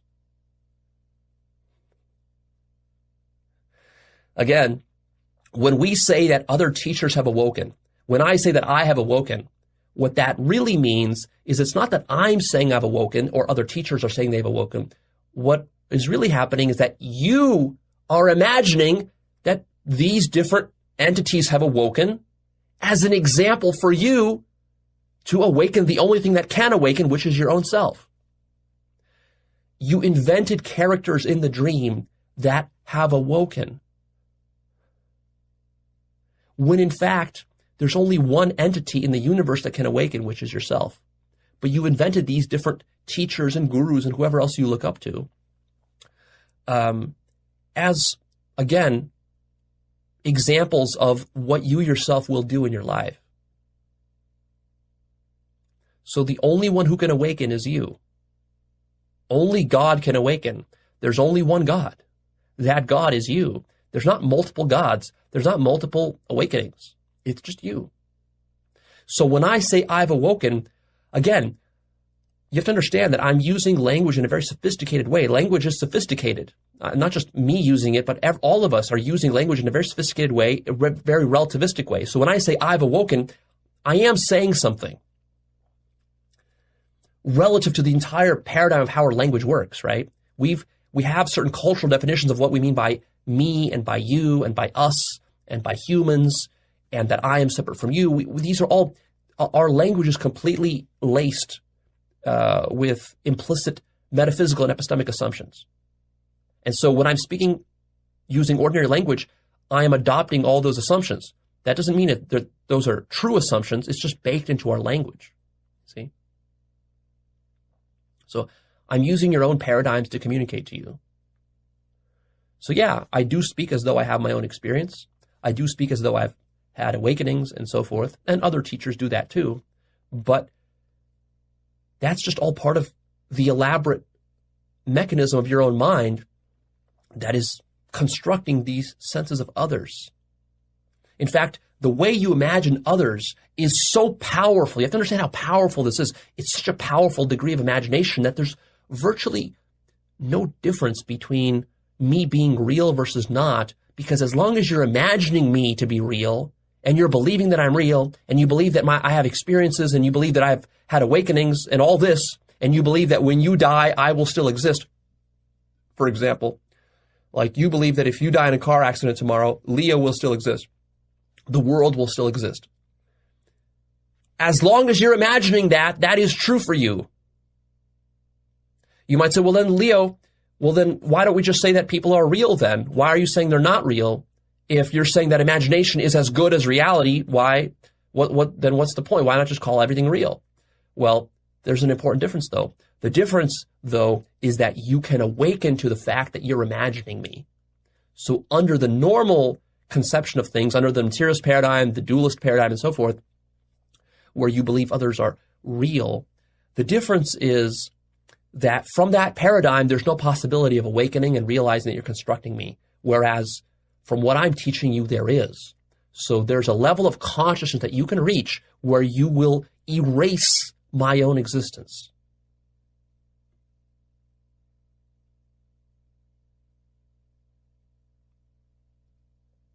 Not just in your own mind, but period, absolutely.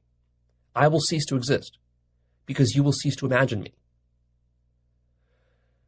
This is not possible under the materialist paradigm, because under the materialist paradigm, people just somehow exist separately from you, separately from your mind. They just exist. The world just exists somehow out there. We don't know where. We've never seen it, but it just exists, and we just believe it, and we never question it. But when you become fully conscious, you realize, no, there's no world outside of your own mind.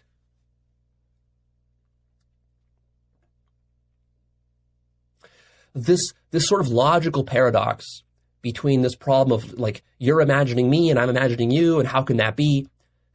This is not a bug, this is a feature. Really open your mind to the possibility that it's just you and you're imagining everyone else.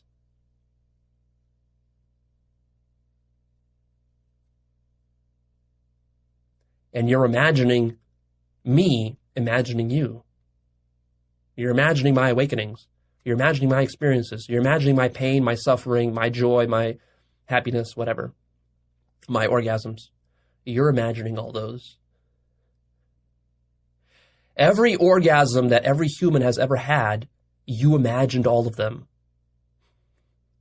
All the suffering that any human or animal has ever experienced, that was all in your own mind. Think about it. This is a bit of a Fight Club moment right here. This is the plot twist. All the suffering and all the death that has ever happened in the entire universe has been nothing but the imagination of your own mind. Think about it. You've never experienced death, but you sure have imagined a lot of animals and humans dying. Maybe even some of them very, very close to you. And you really believe that one day it'll happen to you too, that you too will die, just like all of them. But notice, that's just a belief. That's just an assumption. It's never actually happened to you. And in fact, it never will happen to you, because you're God. You exist eternally. You're eternally conscious. You can't actually die. You can imagine everybody else dying. You can even imagine yourself dying, but you can't actually die. And when you realize this, this is awakening. This is what's referred to in the mythology. This is what's called the Holy Grail. The Holy Grail that Joseph Campbell talks about, and that many myths talk about, that the Bible talks about, and so forth.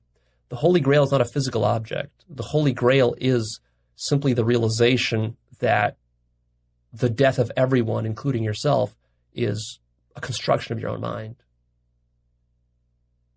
And when you realize that, then you're immortal.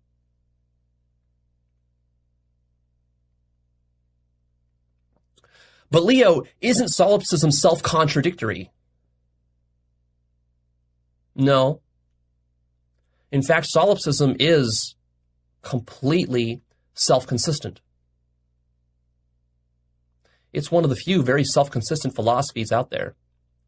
The reason solipsism can sometimes come off or seem as self-contradictory is simply because the person who's assessing the solipsism is very resistant to solipsism, and therefore they're trying to mesh solipsism and fit it into their materialist paradigm.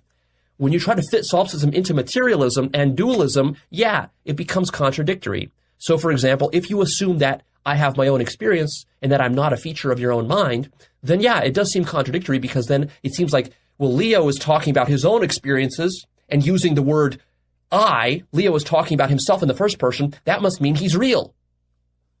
But that's not what solipsism says. What solipsism says is that when Leo is talking in the first person about his own experiences, that's just your own imagination. That's your dream. In the same way that if you were dreaming at night and you met me in your dreams, some of you have, I know, some of you have met me in your nightly dreams, and you're having a conversation with me, or we're doing something, whatever. I sure feel real, don't I? You might even confuse me for the real me. In your dreams, it certainly feels like I have my own body. I speak about myself in the first person. I have my own experiences. I could even be very awakened, and I could have magical powers or whatever you might imagine in my dreams. I mean, in your dreams of me. Seems all very, very real. But then you awaken and you realize that was all just my own mind. And there's nothing self-contradictory about that. See, you're dreaming. There's no contradiction. You're dreaming. The problem, if you think there's a contradiction, is that you're not grasping the depth of the dream. You're not just a little bit dreaming. You're dreaming absolutely. You're dreaming absolutely everything. So even when you're arguing with me, when you're denying, when you're projecting, this is all still part of the dream. Even when you're thinking about materialism, that's still part of the dream. When you're thinking about science and math and logic, that's still all part of the dream. There's no escaping this dream. You're always dreaming.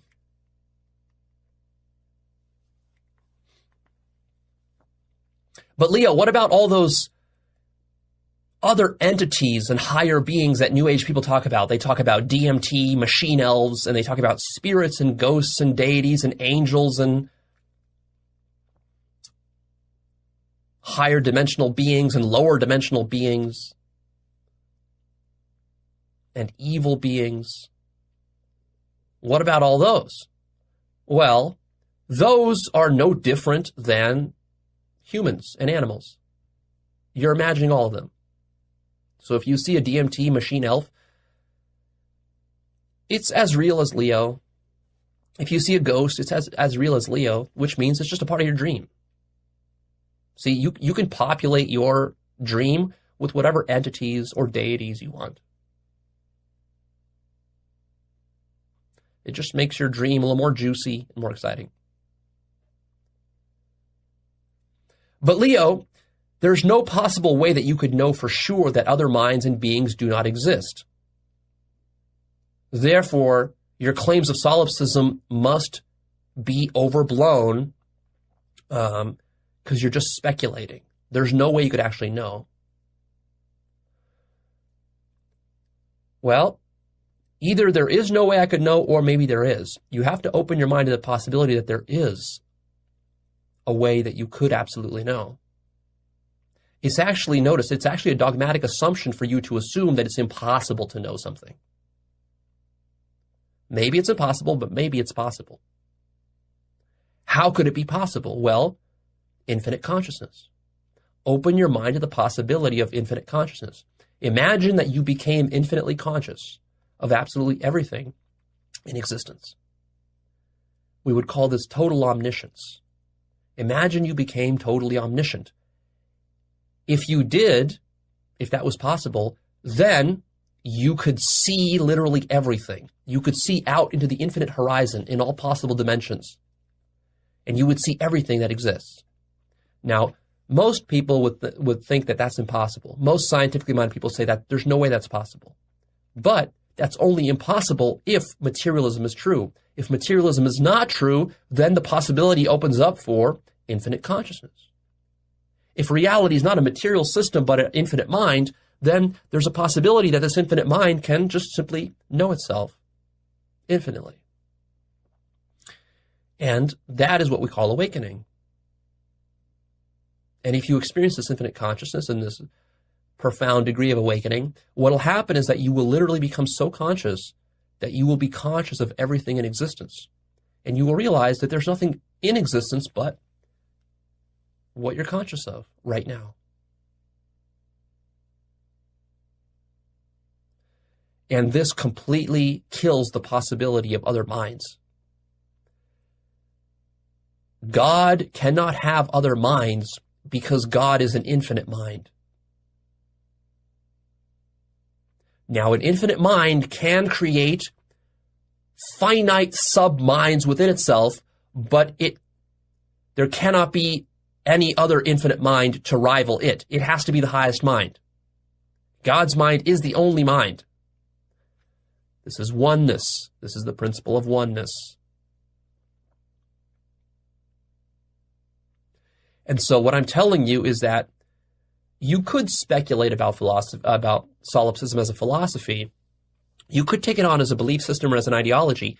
That is all very distinct from what I'm talking about, which is becoming absolutely infinitely conscious of the fact that there cannot exist any other minds but your own. Or rather that all other minds are simply sub-minds of your infinite mind. That's what you become conscious of. That's possible to do. That's my claim. And I'll give you a method for validating that claim in a moment. But Leo, if others aren't real, why do you say that this teacher here is not fully awake, but that one is? Why do you criticize various kinds of enlightened teachers then? Again, I'm speaking relativistically. When I'm doing that for your own benefit. In fact, it's your own mind that's doing that for your own benefit. So you could distinguish between different levels of awakening and different degrees that you yourself can reach, right? Because how else would you communicate to your own self that there are different degrees of awakening and to ensure that you reach the highest level? Well, you do that by pointing to certain people and saying, well, this person has reached that level and this person has not. So you're doing it, again, through me for your own benefit. But Leo, if what you say is true, why isn't everybody talking about it? This would be like the biggest news. This should be plastered on all the billboards and on CNN and everywhere else. Look, if what I'm saying is true, there isn't anyone but you. So who would be talking about it? Why would they be talking about it? Furthermore, if what I'm saying is true, what I'm saying is that you are deliberately avoiding it. So the reason people aren't talking about it is because you are avoiding it. You don't want people talking about it. And other people don't want to be talking about it because they're also avoiding it. Everyone's avoiding it as part of a conspiracy to help you to avoid it. You see? If everybody was talking about it, if it was plastered on all the billboards and it was run on CNN, you would already be awake. And you wouldn't watch CNN, and you wouldn't do a lot of other stuff that you do. Most of society, as we've talked about in the past, is geared towards keeping you asleep. It's an avoidance mechanism. It's a very elaborate avoidance mechanism. But Leo, I called my mom and I asked if she has an experience of her own, and she told me yes. Why would my mom lie to me? That sounds so cynical and so conspiratorial and sinister almost. It's like you're telling me that my mom is some sort of demon, evil demon, trying to fool me, like Descartes' demon. No, I'm not telling you that your mom is an evil demon trying to fool you. I'm telling you that you are God fooling your own self using your mom. You're dreaming. You're dreaming your mom.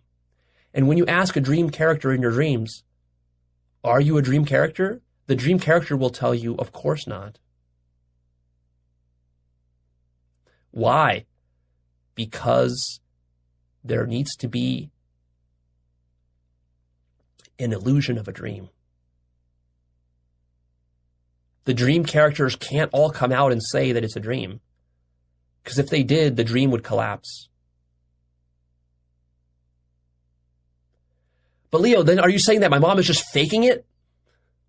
No, I'm not saying your mom is faking it. I'm saying you're faking it.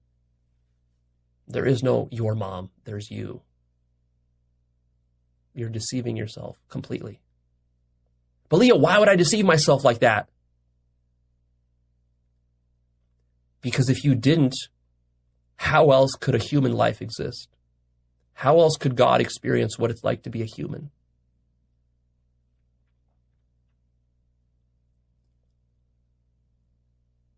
God is singular. God is a singular infinite mind.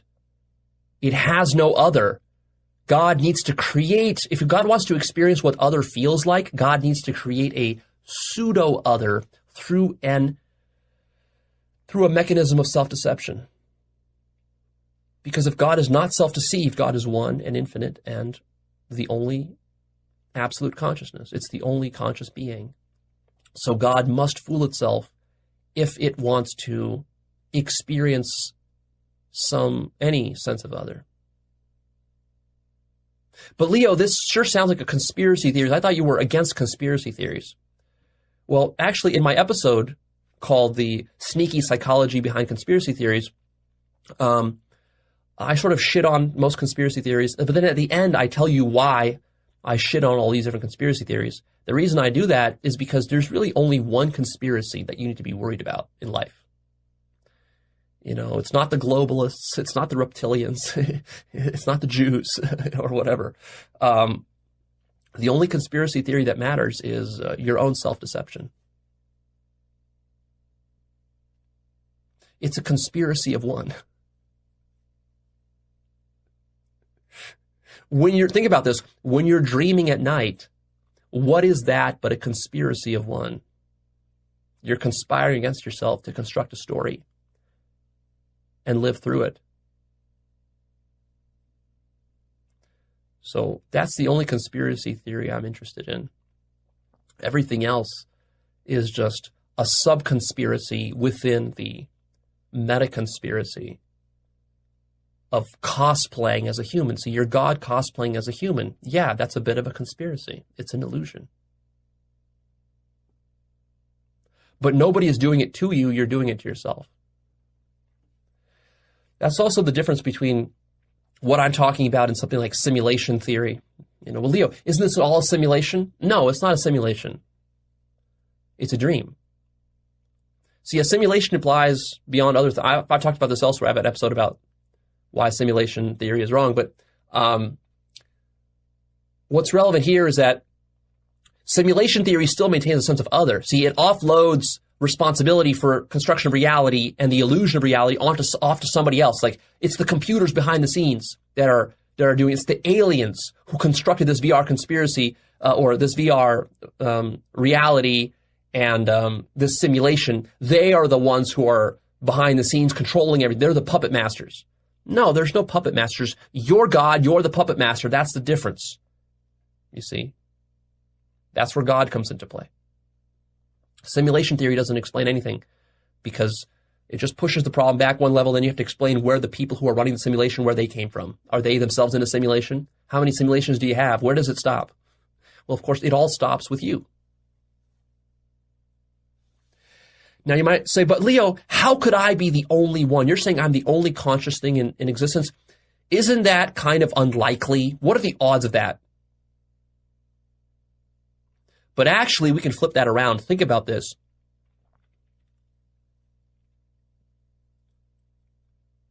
You are conscious. You've always been conscious as far as you know. So actually, the odds of you being the only conscious being in existence are 100%. Why? Because you're conscious. You've always been conscious. You're the only thing that's ever been conscious. So what are the odds of that? 100%.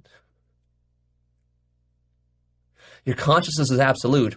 There's no probability you can apply to consciousness. You can't just do some sort of Bayesian reasoning and say, well, what are the odds that I could have been born on a planet and I could have been conscious or not born or born as some animal or whatever? No.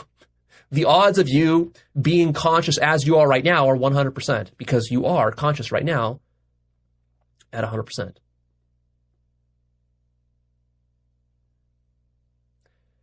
Actually, what's weird and doesn't make sense is under materialism, you can ask the question, what are the odds under a materialistic paradigm that I would have been born as a human who's able to be conscious of this universe? The odds of that are so small under the materialist paradigm.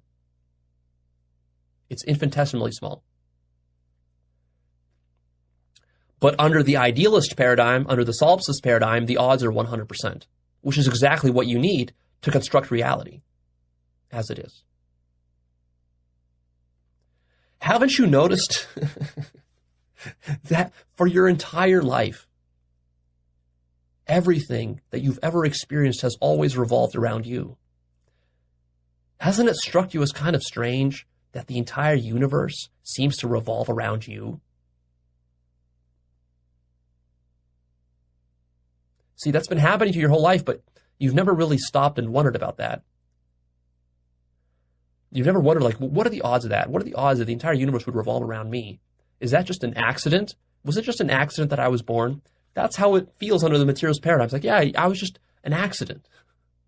But what if you weren't an accident? What if you are the absolute? What if you are the only thing that's a certainty is you, your mind, your consciousness, and then everything else, that's all contingent and accidental, part of a story? What if reality is not a material system? What if reality is just a single lonely dreamer dreaming forever, infinite dreams? What if that's what reality is? Why aren't you open to that possibility? But Leo, if I'm the only one, where did I come from?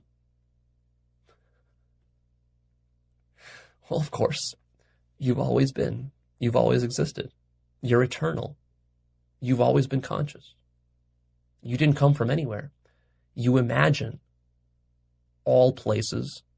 You imagine all people. You imagine all objects.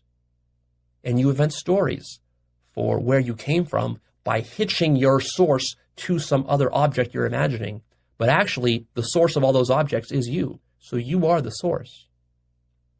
It's not where did you come from, it's where did everything else come from? And the answer is, it came from you. Because you're the only thing that's always been. And this, of course, means that your birth is imaginary. So you're saying to yourself, Leo, but I was born. I have memories of being born. Yeah, you're imagining that. You're dreaming that. You were never born. You did not come from your parents. You did not come from an ancestral lineage. You did not go through a process of evolution from bacteria to fish to lizards to dinosaurs to monkeys to Homo sapiens. That's not where you came from. You're an infinite mind that has always existed. You're God. And you're imagining all of that evolution and all of that science and history and all that other stuff.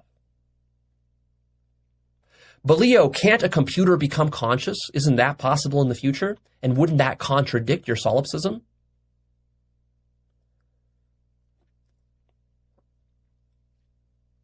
The only conscious being in the universe is you. Nothing else can be conscious but you. However, when you're talking about a computer becoming conscious, that's like talking about your dog being conscious, or for that matter, that's like talking about Leo, me, being conscious. And in that sense, you're using it in a relativistic sense now. Yeah, you can certainly imagine that Leo is conscious. You can imagine that your dog is conscious. And you can imagine that your computer one day will become conscious.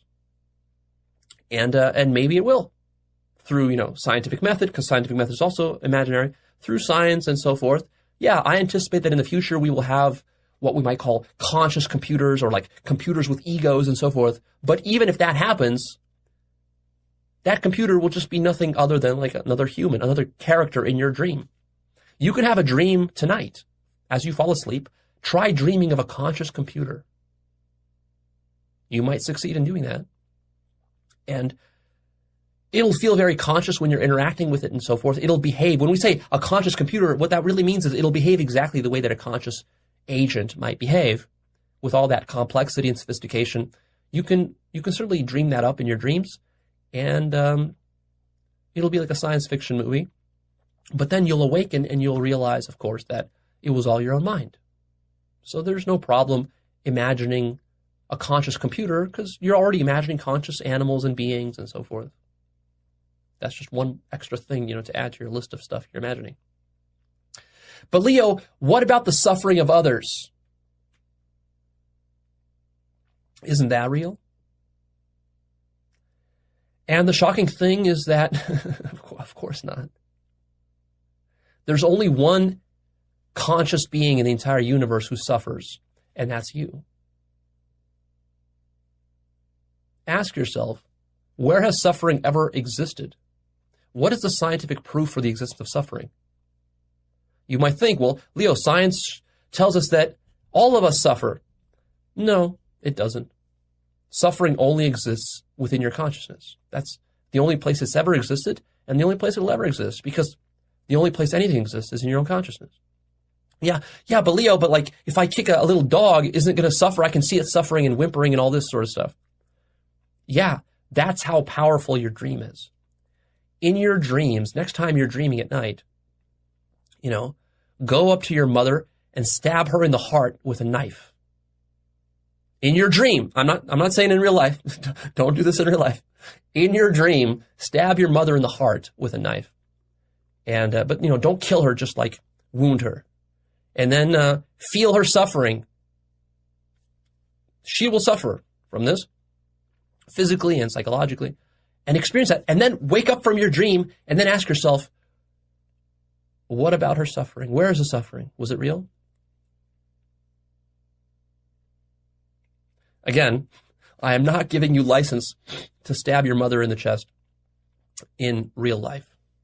I'm talking about your nightly dreams here. Don't get me wrong. Don't take me out of context. So actually, it's interesting that suffering is one of the most juicy mechanisms that God uses to keep you asleep, to keep itself asleep. See, to have this dream really feel solid and real, there need to be different mechanisms for making it very, very sticky. And one of the ways you make it very, very sticky is you make suffering feel very real. Both in your direct experience, you hate suffering, but then also you hate seeing the suffering of others. And then you can devote your entire life to trying to reduce the suffering of others. For many people, this becomes their entire life purpose and their entire ordeal of like going around trying to save the whole world. Well, think about it. What does that accomplish? That accomplishes a complete buy-in into the dream. You are so wrapped up with the suffering of little children and dogs and this and that and the environment. And you're so busy running around doing this your whole life that it never even occurs to you that any of this could be an illusion. And that's exactly what you want as God to cosplay as a human. To construct a human life, you need mechanisms in there to make it feel like it's a real life and not just some flimsy VR simulation where there are no consequences. The reason life has serious consequences is because that's what sells the illusion.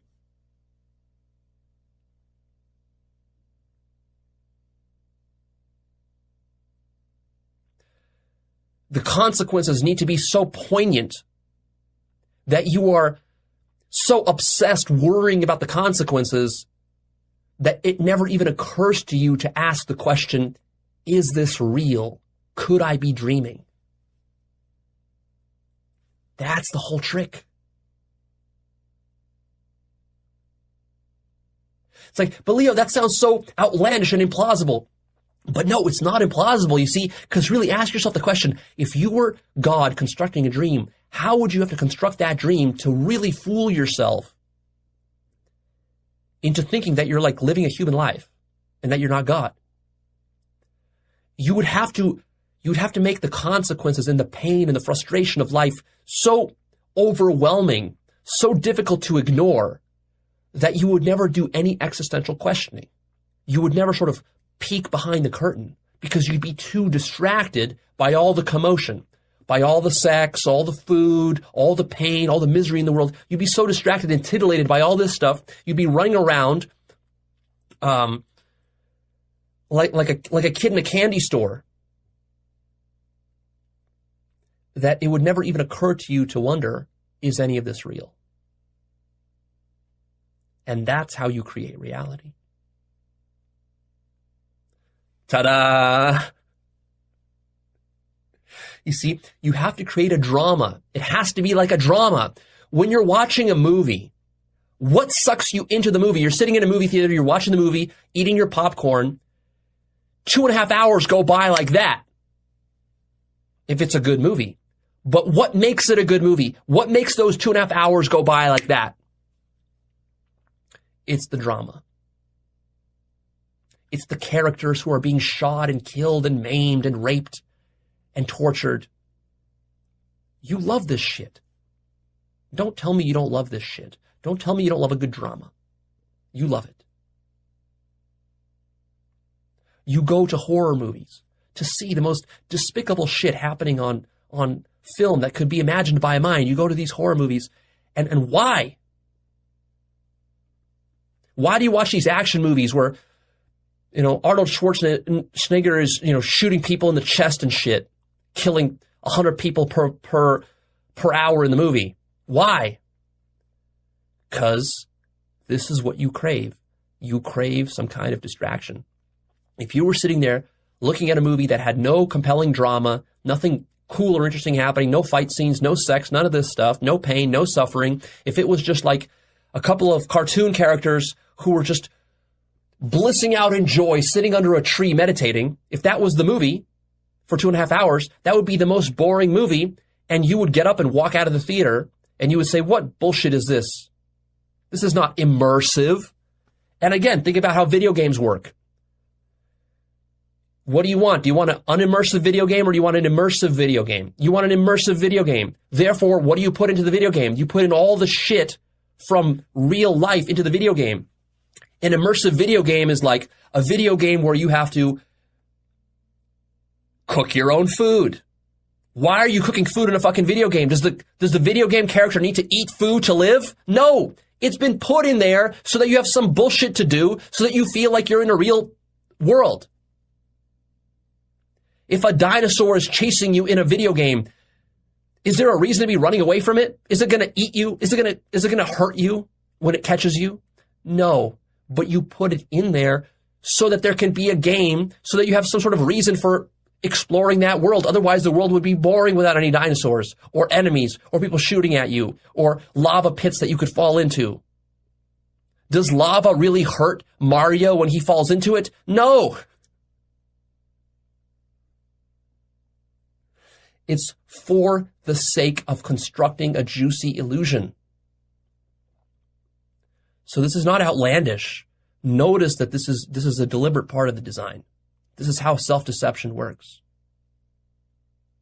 Stop thinking of self-deception as just some sort of silly thing that human creatures do to fool themselves because we're kind of stupid and we don't know how to use logic correctly. No. Self-deception is existential. It's metaphysical. Self-deception is what constructs reality.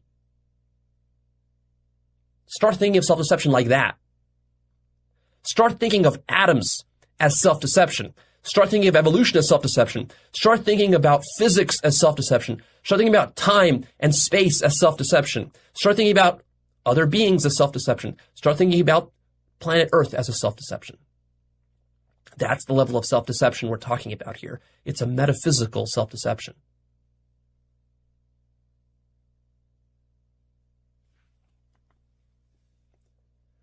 So see, you spend a lot of time worrying about others suffering, and this really draws you in. Pain. Pain is one of the easiest ways for God to fool itself, because when you're in pain, all philosophy flies out the window. All concern for truth flies out the window. All spirituality flies out the window. If I stick an ice pick into your gut, that's going to feel very real to you. And the idea that you're dreaming is going to fly completely out the window. And yet, in that moment, you're completely dreaming. It's just a dream. Pain is part of the dream. Excruciating pain is part of the dream. But Leo, if suffering doesn't matter, why shouldn't I just be selfish then and harm others? Well, we have to be very careful here. Like I said, this is a dangerous episode. There's a lot of ways that what I'm saying here can be abused and misused by devils. So, from the ultimate existential absolute truth perspective, there's no reason why you can't be selfish and a devil and go around harming others. And in fact, a lot of people live their lives this way. In fact, you currently already live your life this way. You're selfish. You're extremely selfish. You've been selfish your whole life, and you've harmed lots of people. Now, sure, you can always harm a lot more people, but you've harmed plenty of people in your life. So you're already doing it. But what you're asking is, well, Leo, why should I better myself? Why should I just be more of a jerk? And the answer, of course, is there's no reason at all. If you want to be a jerk, be a jerk. If you want to be a murderer, be a murderer. If you want to be a rapist, be a rapist. Nobody is stopping you. But be careful. Don't misunderstand. There will be consequences within the dream for your selfish behavior. So if you're going to be a rapist and a murderer and a thief, and you're going to be very selfish, and you're going to be a jerk to people, and you're going to abuse your family and all this sort of stuff, your dream is going to turn into a nightmare. Is that the kind of dream you want? See, you're dreaming. What kind of dream do you want? First of all, notice, if you're even asking this question, why should I be a jerk? Why shouldn't I be a jerk, rather? If you're asking that question, you're already coming from a type of attitude that tells me that you're never going to reach awakening and you're never going to reach the understanding of absolute solipsism. So actually, you're fooling yourself because you're adopting this as a belief system, and then you're just going to use this as a license to go out there and just be a selfish asshole. If you're going to do that, you're not going to transcend suffering. You're not going to escape pain. You're going to be living in a complete delusion. You're going to be living in your dream, fully wrapped up in your dream. And what's more is that dream will slowly turn into a nightmare the more selfishly you act, the more people you harm. Because, see, when you harm others in the dream, they lash back out and they harm you. So be prepared for a long life of suffering if you're going to choose this path of being a selfish jerk. Now, is there anything wrong with a life full of suffering? No. Suffer all you want. And in fact, that's sort of the game that God is playing here. So you have to start to wonder, what kind of game is God playing? Why did God construct this sort of life that it's living for itself? Well, maybe it's to teach things to itself and about how to live. Or about love, for example. So you can live your life however you want, but at the same time, if you could live it however you want, why wouldn't you choose good? Why wouldn't you choose love and selfishness over being a jerk and being selfish and harming others deliberately? You might say, well, Leo, the only reason I would choose to be good is if other people were real. But you're saying other people aren't real, so that means I don't need to be good. I can just be a selfish asshole. But you see what that reveals? That means that you were never interested in goodness. You were always interested in being evil. You see? Because if the only thing that kept you from being evil is thinking that other people suffered, that was the only reason you were nice to them, then actually you never cared about being good or loving. You were always evil. See, true goodness, true love is that you would even be nice if you recognize that you were in a dream and everybody else was an illusion, and you would still be nice to them. That would be true love. That would be a revelation of how deep your love goes.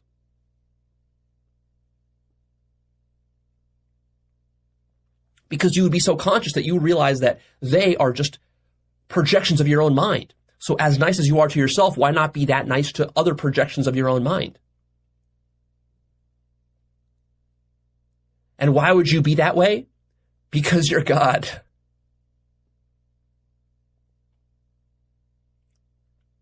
And because God is good, and God is loving for absolutely no reason, because that's just what it is.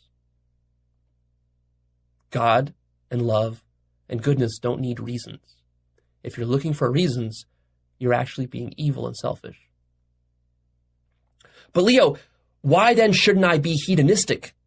What's wrong with living a life that, if this is all just solipsism, I'm going to go shoot up some heroin, and I'm going to go, skydiving and have a bunch of sex and, smoke a bunch of meth and all this sorts of stuff. What's wrong with that?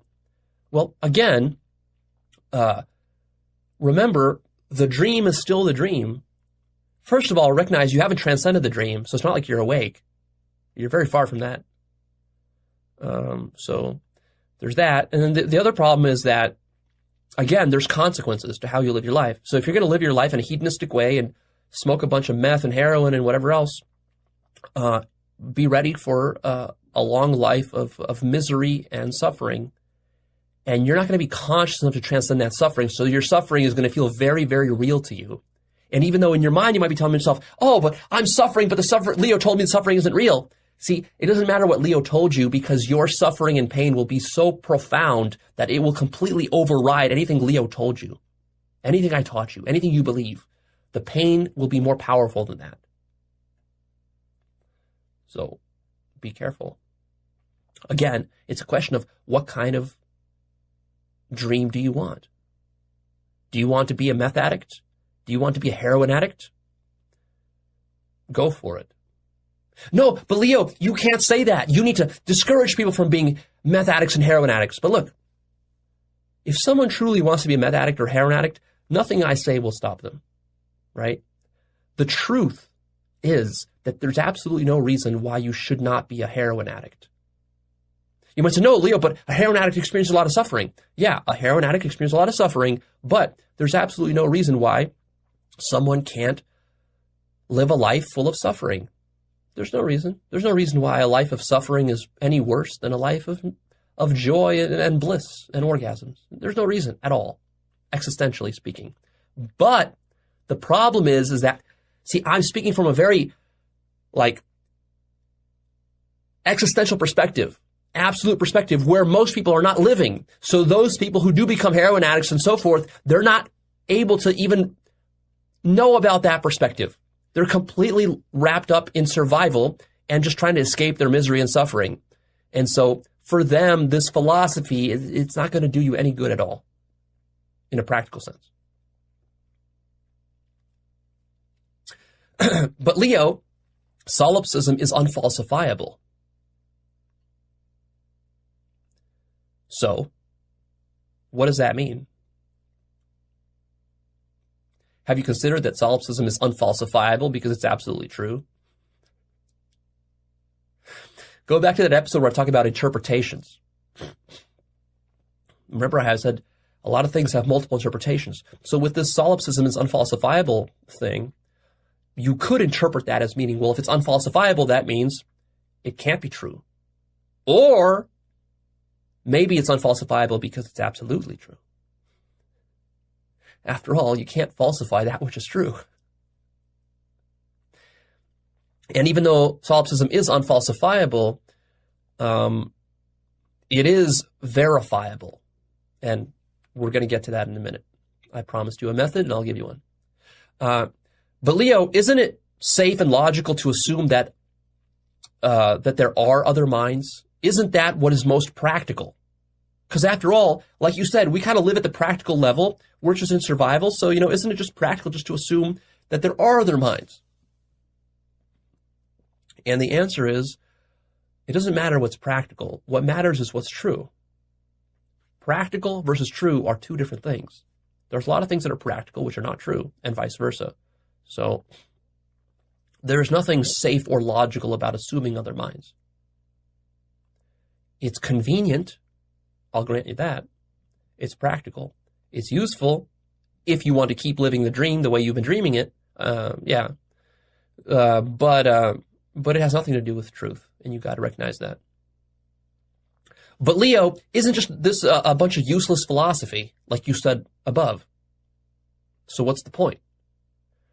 Well, it's not just useless philosophy because there is the possibility of transcendence. There is the possibility of awakening. So, sure, you could treat all this as interesting philosophy and speculation, just think about it, sitting there, eating your popcorn, thinking about it, and then moving on to other YouTube videos and whatever else, and doing nothing about it. You could do that, in which case, yes, I agree with you, it's totally useless. You should stop watching. But there's the other possibility where you recognize Leo is pointing to something beyond philosophy, beyond theory, beyond beliefs, beyond ideology, and that if I pursue and do work, and I validate it for myself, and I actually awaken, then my entire life will transform, and it won't just be merely philosophy. And there will be very practical consequences from that, which I can't even imagine yet. See? Another objection is, but Leo, non-duality isn't solipsism. Actually, it is. Because non-duality is just oneness. And oneness means you are one. That's what that means. And that is absolute solipsism. If you think non-duality is not solipsism, that's because you haven't connected the dots and you haven't awoken deeply enough to really see how all the facets of awakening fit together and what it ultimately culminates in. But Leo, if non-duality is solipsism, why don't enlightened teachers say so? Again, I've answered this in the past. There's multiple reasons. Either they haven't realized it for themselves, which is possible, or they don't want to freak you out, or they do say it, but they just sort of allude to it, but not being very explicit about it. They don't beat you over the head with it. All of those possibilities. Also, because solipsism has a negative cultural connotation, and they don't want their work associated with something negative. They want it to associate with something positive. But Leo, I'm awake and enlightened, and I've realized no self, and I've even realized God and love, and I've taken 5-MeO-DMT, and I still feel like other minds could be real. So I don't know what you're talking about. Again, go back to the point above where I talk about levels of awakening. You might think you're awake, you might think you're enlightened, you might think you've realized God, love, and no self, and you might have even taken a bunch of 5-MeO-DMT, but the reality is that you still haven't deconstructed your entire mind, which is what's really necessary for you to understand what I'm talking about here. So you need to reach higher levels of awakening, is what I'm telling you. But Leo, I've already taken 50 5-MeO-DMT trips. Sorry, it's not enough. I don't know what to tell you. Awaken more, deconstruct more. But Leo, isn't this dangerous? Yeah, it's dangerous. Like I've warned in the past, spirituality is dangerous. There's a reason that very direct spiritual teachings were kept hidden, esoteric, part of cults and secret societies and so forth for thousands of years. Teachers were killed over this kind of knowledge and wisdom and teachings. Because it's extremely threatening to the entire ordeal, not ordeal, but sort of the entire, what am I looking for? It's sort of like the entire scheme of society. The social matrix, as I've talked about, right? This deconstructs the social matrix. It could also lead to problems for you personally. A lot of people could misunderstand these ideas. They could half-ass their awakening. They can use these ideas to harm others and to justify to themselves. They could use this to start a cult. They could use this to kill people. They could use this to rape people. They could use this to start a religion. They could use this to exploit people in business. They can use this and then they could start to lose their mind, literally go insane. They can destabilize psychologically. And many more such bad possibilities. All of that is possible. And the reason that is because, like I've said, when we're deconstructing the mind, what we're really dealing with is we're deconstructing survival. And when you say dangerous, what is that but survival? See, when you say truth is dangerous, yeah, you're right. Why do you think there's so much untruthfulness in the world? Because truth is dangerous. Truth is dangerous in the military. Truth is dangerous in politics. Truth is dangerous within science. Truth is dangerous within religion. Truth is dangerous within cults. Truth is dangerous within abusive relationships. Truth is dangerous within your family. You know, there's something truthful within your family that you could say at a Christmas gathering that would destroy your whole family. There's something truthful you could say within your intimate marriage or relationships that would destroy your marriage. There's something truthful you can tell your child that would cripple and destroy your child. There's something truthful you could say within an organization like a corporation that would destroy the corporation. There's something truthful you could say within a political party or a government administration that would destroy the presidency or would destroy the political party. There's something truthful you could say within a geopolitical meeting, a round table of, the top 10 countries in the world, G7 or whatever, There's something truthful you could say there that would cause a third world war. There's something truthful you could tell a person that would cripple them psychologically, that would deeply wound them emotionally, that would cause them a lot of suffering and pain. There's even something truthful you could recognize about your own self that would make you want to kill yourself. Yeah, truth is dangerous. This is why every culture, every society, every administration, every monarchy, every dictatorship has always controlled truth very, very carefully. Every religion. But just because it's dangerous doesn't make it any less true. In fact, the most dangerous things are oftentimes the truest. And they are hidden and swept under the rug precisely for that reason. Because what you care about is not truth, but survival. I've talked about that in my Understanding Survival episodes. But Leo, isn't this antisocial? Yeah, it's a bit antisocial. Society is an illusion. Yep.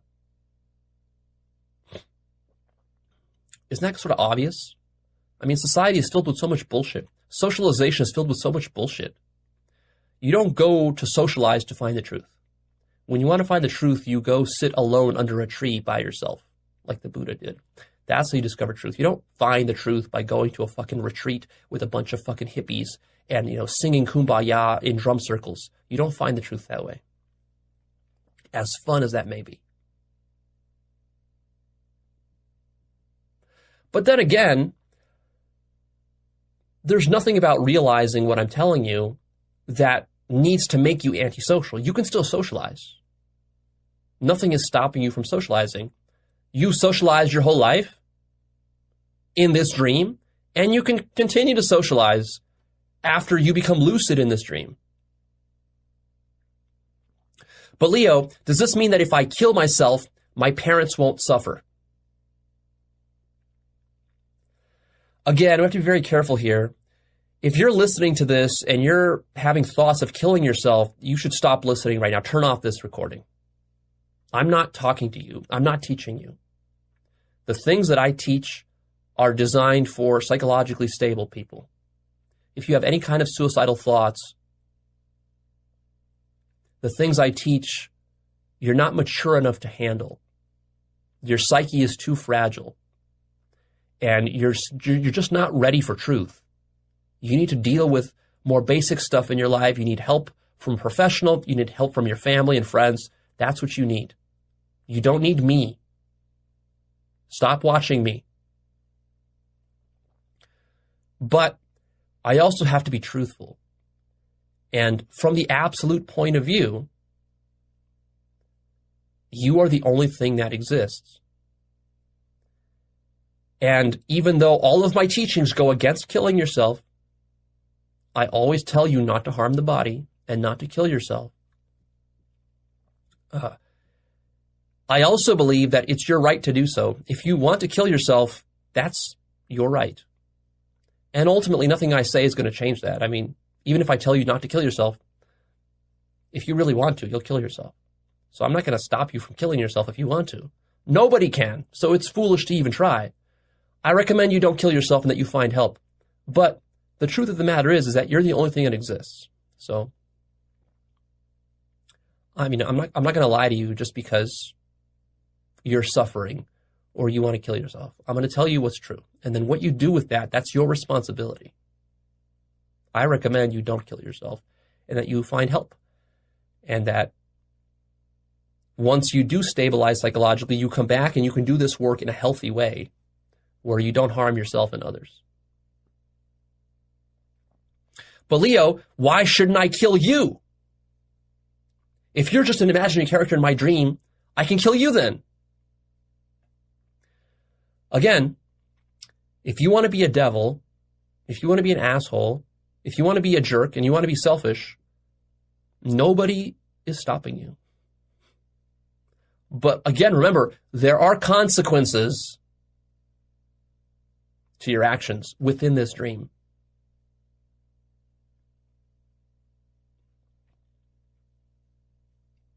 But Leo, why then do you teach?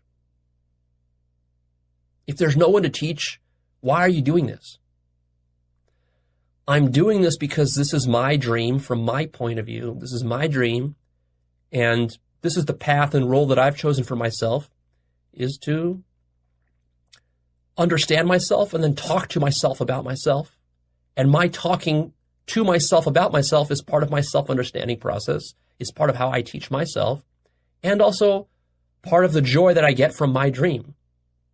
So from my point of view, which you are imagining within your point of view, which is the only thing that exists, I like doing this. At least for now. Maybe in the future I'll stop teaching. But for now, I like doing it. It's part of my process. Otherwise, I have nothing to do. I'm bored. I got to do something, right? So it's either this or go hunt squirrels or whatever else. One thing is no better than the next. So you got to be doing something here. Anything you do is ultimately pointless because it's all being done for you. Honestly, this is what I found most fascinating. Maybe in the future I'll find something else more fascinating. I'll move on. But Leo, this is so depressing.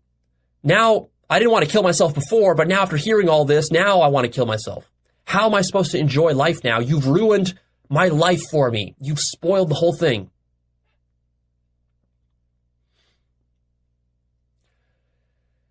It's only depressing to you because you're going through a process of accepting it. Once you accept it, there's nothing fundamentally depressing about what I'm talking about here. It's the truth. The truth is a beautiful thing, in fact. The truth is a loving thing. Learn to love the truth. Accept it. Go through a process. You're going to go through some existential crisis. Go through it. And then you can still enjoy life. You can still have sex. You can still eat food. You can still have friends. You can still have a family. You can still raise children. You can do all of that shit. The only difference is that you are lucid enough to realize that it's all just a dream within your own mind. So can you still enjoy life? Yes, you can. I still enjoy my life. I'm not depressed over this. In fact, it's one of the most beautiful things you can realize. It's just a bit of an acquired taste, you see. It's sort of bittersweet. It's not that sugary high that you just get from eating candy. It's a little bit of a dark chocolate sort of, a palate for dark chocolate. You appreciate the bittersweetness of it. You come to enjoy it. It's actually very beautiful to realize that this is all your own construction, that you are God, that you are love, that you are everybody else, that you are one with everybody else, that everybody else is your own mind, that you imagine your own parents. This is beautiful stuff. This is not a reason to kill yourself. So stop acting up with these stupid, negative things. Not necessary at all. But Leo, if you are conscious of what you're talking about here, why do you socialize? Why do you still go to clubs and do pickup and talk to girls and have sex? Because this is my dream and I enjoy it. Why would I not enjoy my own dream? Why would I consciously choose to live in a nightmare?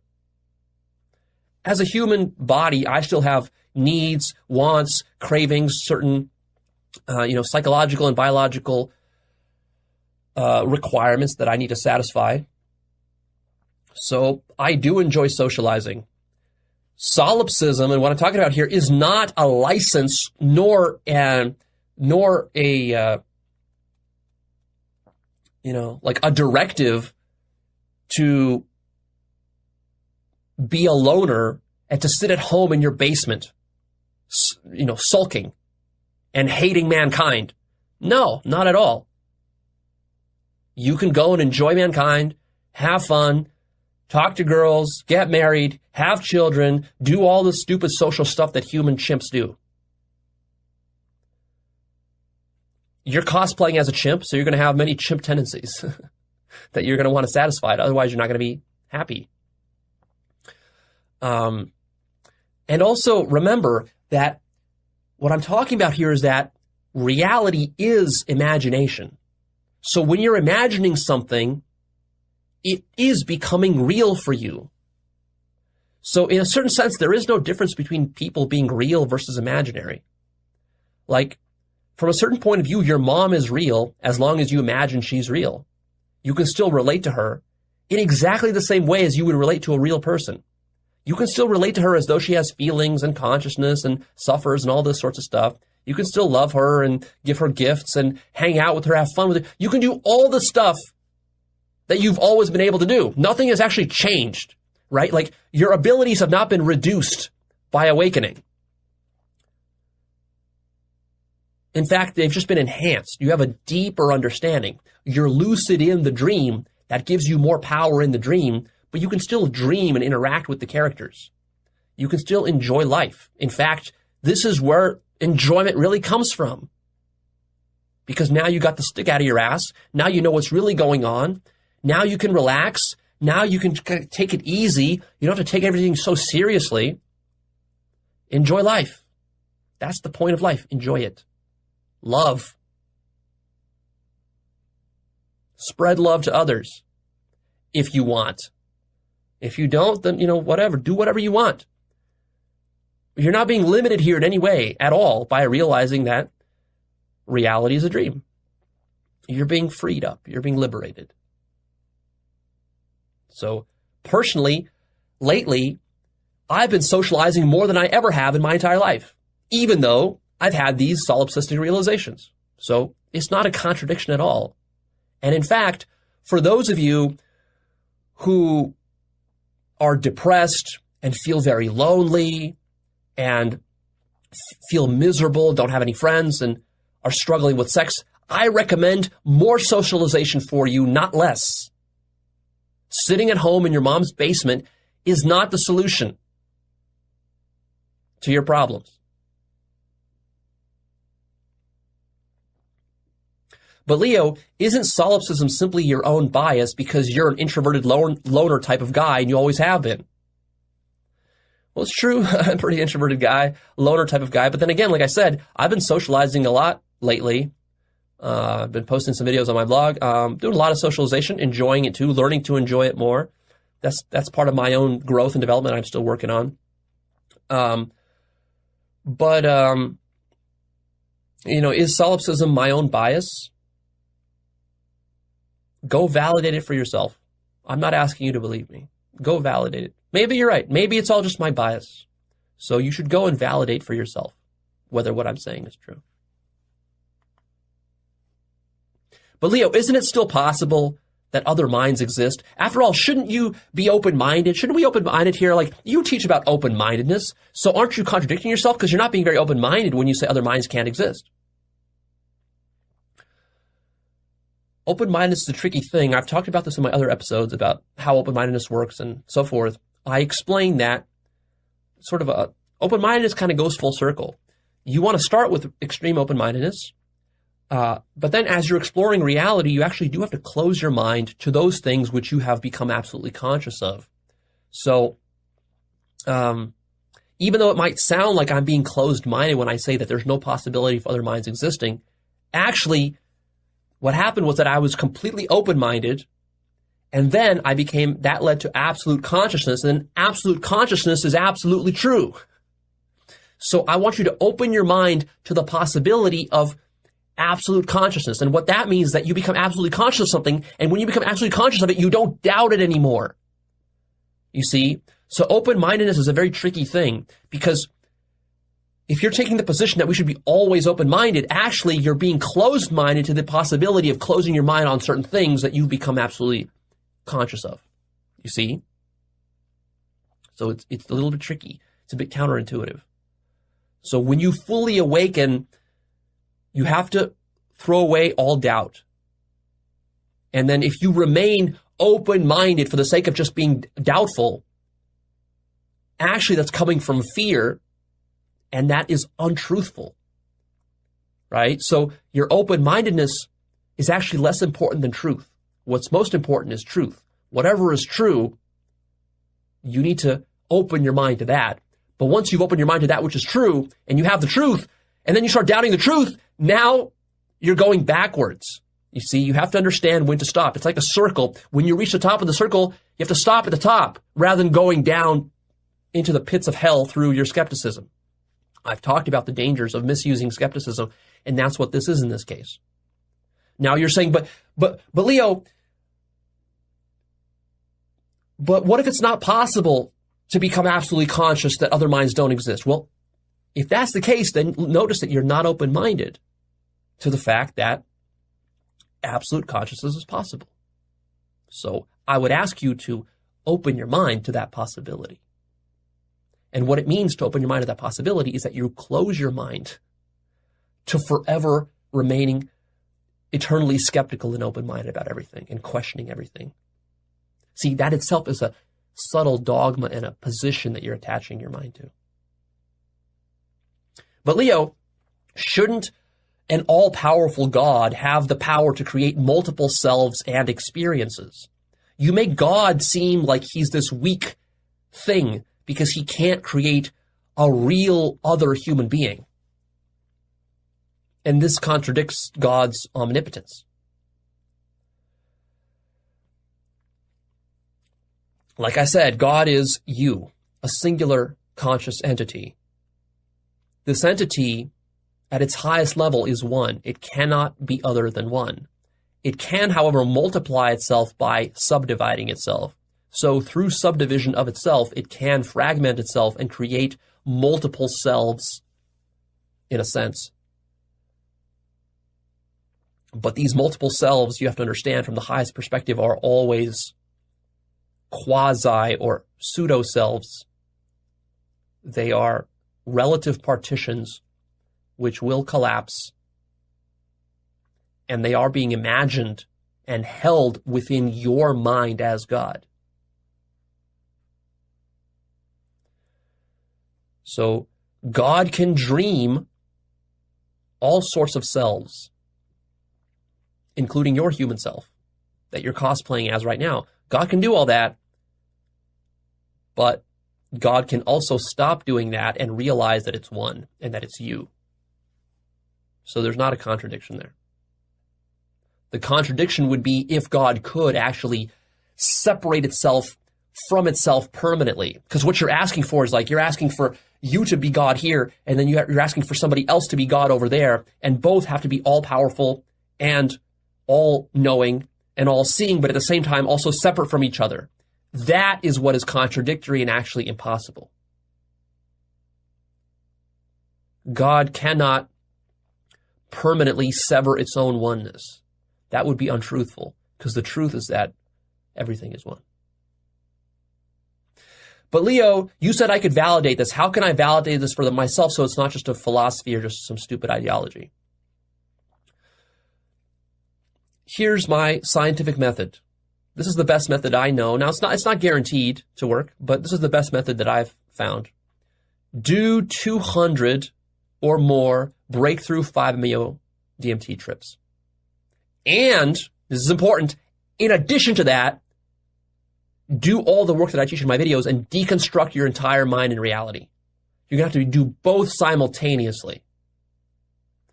And by the end of that, if you do it correctly, you should realize what I'm telling you here and validate it for yourself directly, beyond a shadow of any doubt. It doesn't have to take 200. It could happen faster for you. It happened faster for me. But just to be on the safe side, let's say 200. But Leo, 200, that sounds like a lot. That sounds like a lot of work and a lot of time. What if I don't want to do all that? Well, then you're not interested in truth and you're not serious. And in which case, move on, do something else with your life. This is work. I call it work because it takes work. But Leo, 200 trips, that sounds dangerous. Yeah, it's dangerous. It could kill you. If you do it wrong, it could kill you. I make no promises about the safety of these things. I'm just telling you what you would need to know if you were serious about finding the truth. If all you cared about is finding the truth, I'm telling you what you would need to know. And then as far as safety goes, I mean, I give warnings here and there about, safety protocols and how to be careful, but ultimately that's your responsibility. If you harm yourself, and you certainly could by being irresponsible or being sloppy, then I've given you so many warnings. That's on you. But Leo, how do I know that 5-MeO-DMT is not an illusion? How do you know that anything is not an illusion? How do you know that your reasoning right now is not an illusion? How do you know that the telescopes that scientists use are not an illusion? You see, this kind of doubt can be cast on anything. You're misusing skepticism. I've warned against this in the past. The only answer to this kind of doubt is go do it, test it. Stop doubting. Stop sitting around and mentally masturbating in your head. Go test it and see what direct experience reveals. You might be surprised. But Leo, isn't this just your way of starting a cult? Give me some more credit than that. Do you think that honestly, with what I know, if I wanted to, I couldn't start a cult? You think that this, what you see right now on this channel, you think that this is the best cult that I could make if I was interested in making a cult? You really underestimate me if you think that. I have no interest in cults. Actualizing will never become a cult. I've taken great precautions with my work to keep it from becoming a cult. Actually, in this case, the cult is materialism. The cult is mainstream spirituality. The cult is mainstream society. That's the real cult you should be worrying about. But Leo, what about helping others? What about helping others to escape their suffering? Or what about compassion? The Buddhists teach this. What about life purpose? You teach that. What about the bodhisattva vow? Becoming a bodhisattva. What about that? Those are all nice, fine things to do within the dream. But if you're talking about completely awakening, all of that is just a distraction.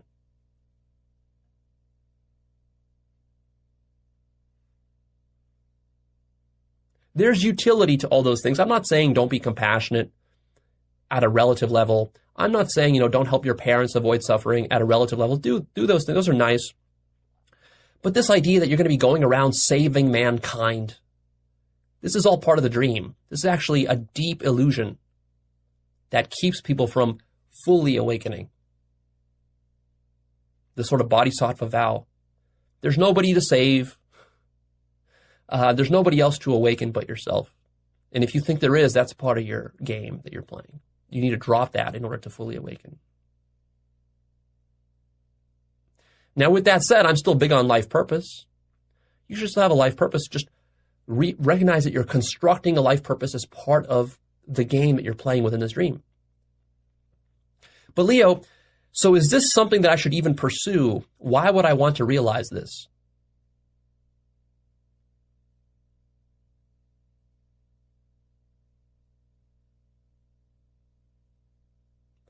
I can't speak to you and what you want. Everybody wants different things. Maybe all you want is to sit at home and watch TV and have a family and play with your kids and just die of old age with your spouse together, living in the illusion. Maybe that's what you want, in which case go do that. You don't need me. My work is for people who care about truth and ultimate understanding of reality, who cannot live without understanding themselves and reality at the highest level.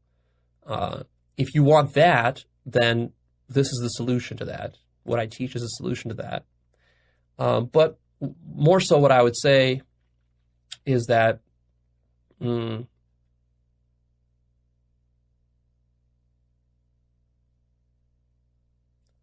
have never been happier in my life personally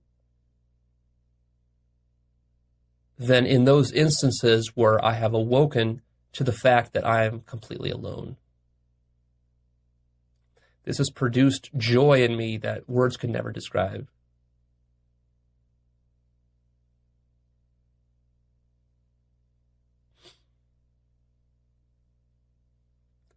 It is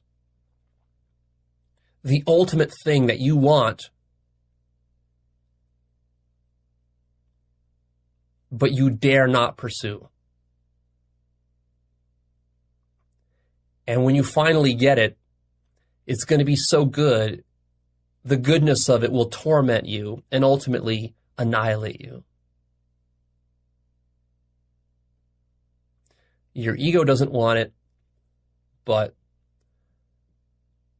your God self, that's all it wants. You don't even know what happiness is until you realize that all others are yourself.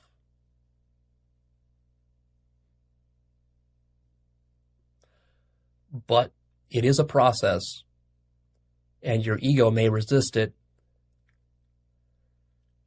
and your ego might go through quite a bit of suffering and turmoil to get to the point where it surrenders to the truth. So I'm not promising it'll be easy or fun, but if you get to the ultimate point where you surrender to it, it's going to be pure bliss and love and happiness. But Leo, so what now? What do I do with all this information? How can I use this? How can I make this practical? You make it practical by actually doing the work of deconstructing your mind, reality, questioning everything, and then doing some spiritual practices, whether that's meditation, yoga, self-inquiry, psychedelics, or a combination of all the above. I've already told you my preferred methods. And you seek to become directly conscious of what was told to you here. And you are very careful about not taking this on as just a belief or an ideology, because that's not the same thing as what I'm talking about. And it will have practical consequences, but not as a belief system. I'm not telling you to adopt this belief system and then tomorrow go to your family, have dinner with them and then accuse them all of not being real. That's not what I'm telling you to do. If you do that, you're stupid and you will suffer for it. That's not what we're talking about. You have to actually become conscious of things that are being said here, not just believe in them. But Leo, I ask some person X, like my mom or my dad or my professor, and he or she reassured me that I am not really alone, the way you say. Yes, of course they're going to reassure you, because they're playing the same game that you're playing. And the game that you're playing is you're playing the game of denying that you're playing games. You're playing the game of denying that you're dreaming. And they are dreaming along with you. And they are part of your dream. And you are dreaming them. So, of course, you are dreaming that they are not dreaming, because you're also dreaming that you're not dreaming. That's your dream.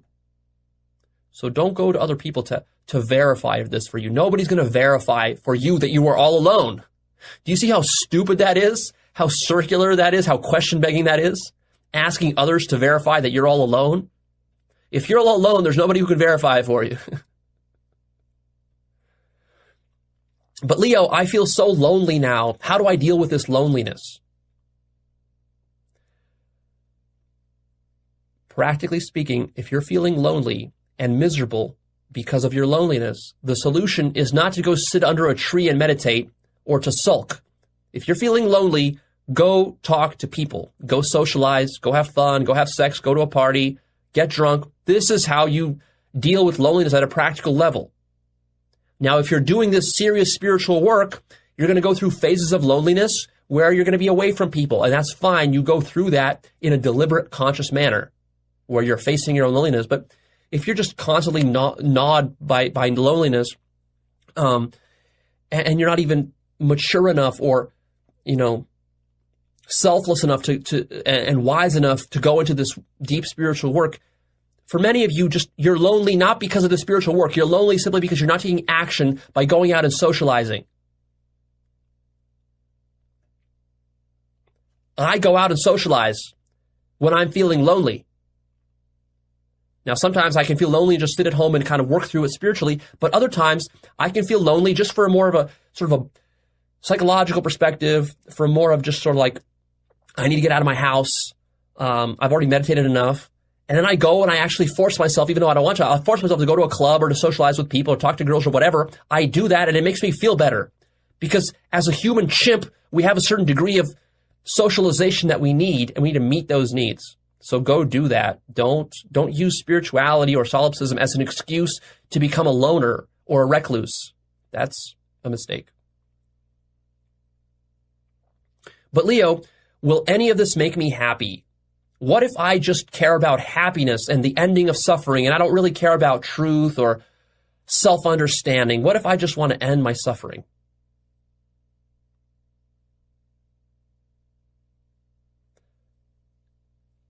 I don't teach the ending of suffering.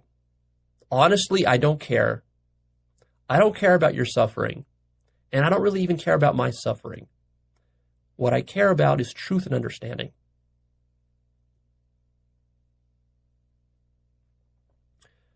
If all you care about is happiness and the end of suffering, go find other teachings that are about that.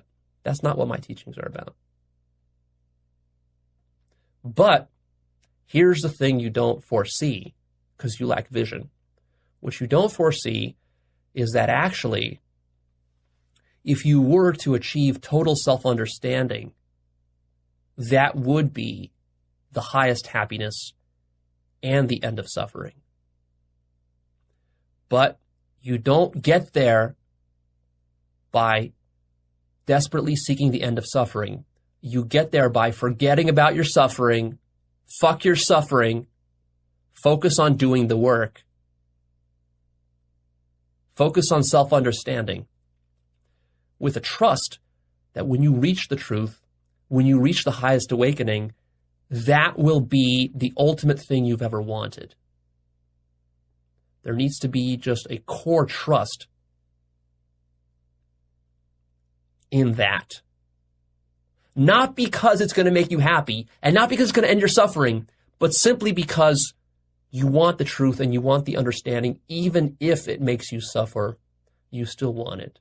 And that, paradoxically, is what allows you to transcend suffering and to reach the highest bliss and happiness that is possible. The highest happiness is realizing that you're God.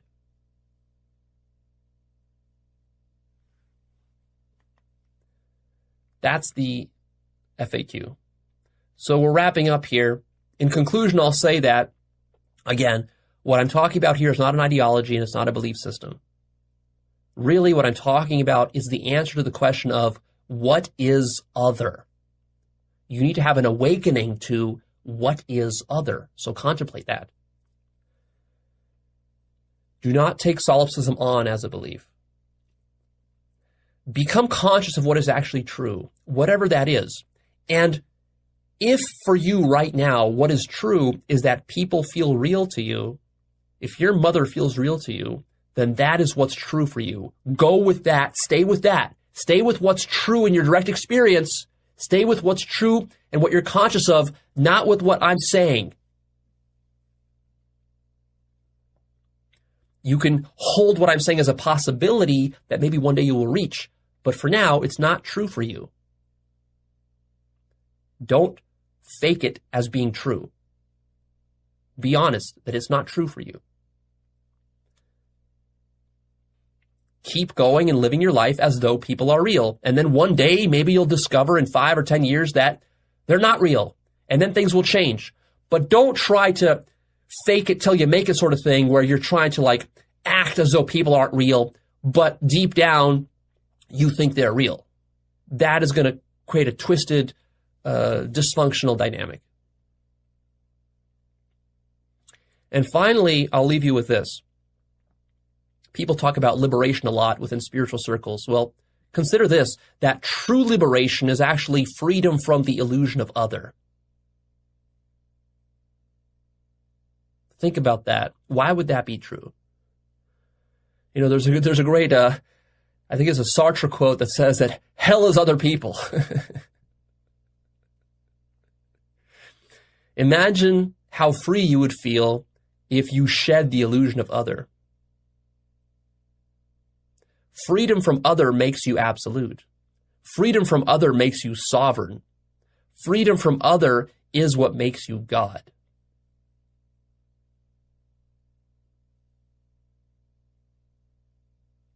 And remember, you're not just alone.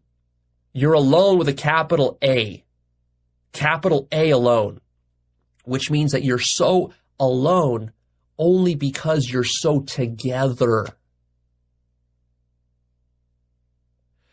right now, you're not alone. It feels to you that there are all these others around you, some of them good, some of them bad and evil. And so you like some of them, you hate other ones, and you're always struggling between them. These are all fragments of God's mind. And so when you are becoming alone with a capital A, what's happening is that actually you're recollecting all these pieces and you're fusing them together as though God was suffering from multiple personality disorder.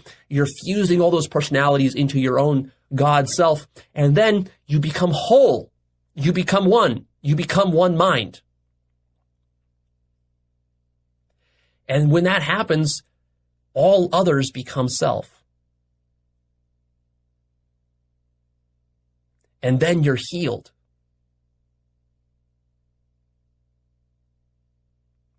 And then you are together forever as yourself. You've unified all those others into yourself, and this is what produces the deepest love. It doesn't just produce feelings of love, it literally is the very metaphysical fabric of what love is. Love isn't a feeling you feel. Love is the recognition of the fundamental oneness that is your being. Love is unity. Love is togetherness.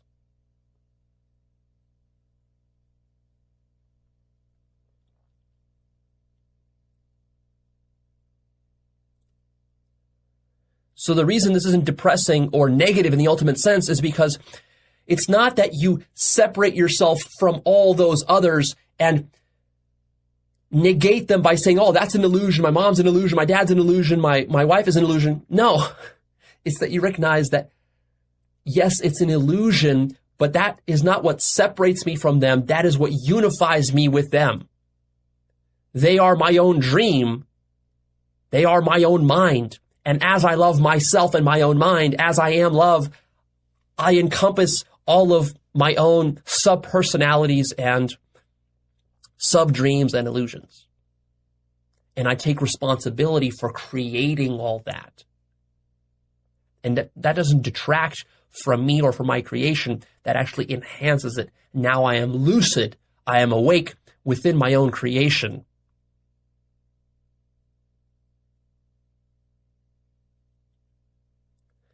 And because I am one with my own creation, now I can act in a proper relationship with all of them selflessly, rather than needing things from them.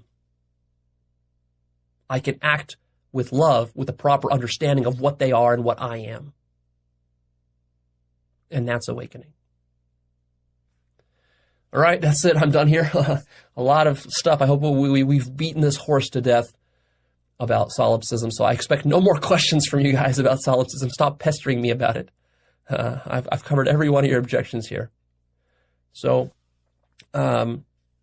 you should start to notice going forward that my teachings are going to become more radical and less compromising. This is not a bug, this is a feature. I've warned you guys in the past that if you don't stay with me and do this work with me, I'm going to leave you in the dust, and that's exactly what's going to happen. So it might seem on some level that I'm becoming more dogmatic or arrogant or narcissistic about these teachings because I'm becoming more clear and more decisive. But actually what's happening is that I'm just becoming very clear in my own mind about what it is I've realized, the different facets of awakening, really organizing them well in my own mind, understanding them very deeply, and then communicating them in a very direct manner in the style that I like, which is direct. That can turn some people off, but hey, that's my style. So take it or leave it. But anyways, yeah, the reason that I'm uncompromising on some of these points is not because I'm dogmatic about it or closed-minded about it. It's simply because I really want to cut through the bullshit. There's a lot of bullshit. Even amongst spiritual teachers, there's a lot of bullshit.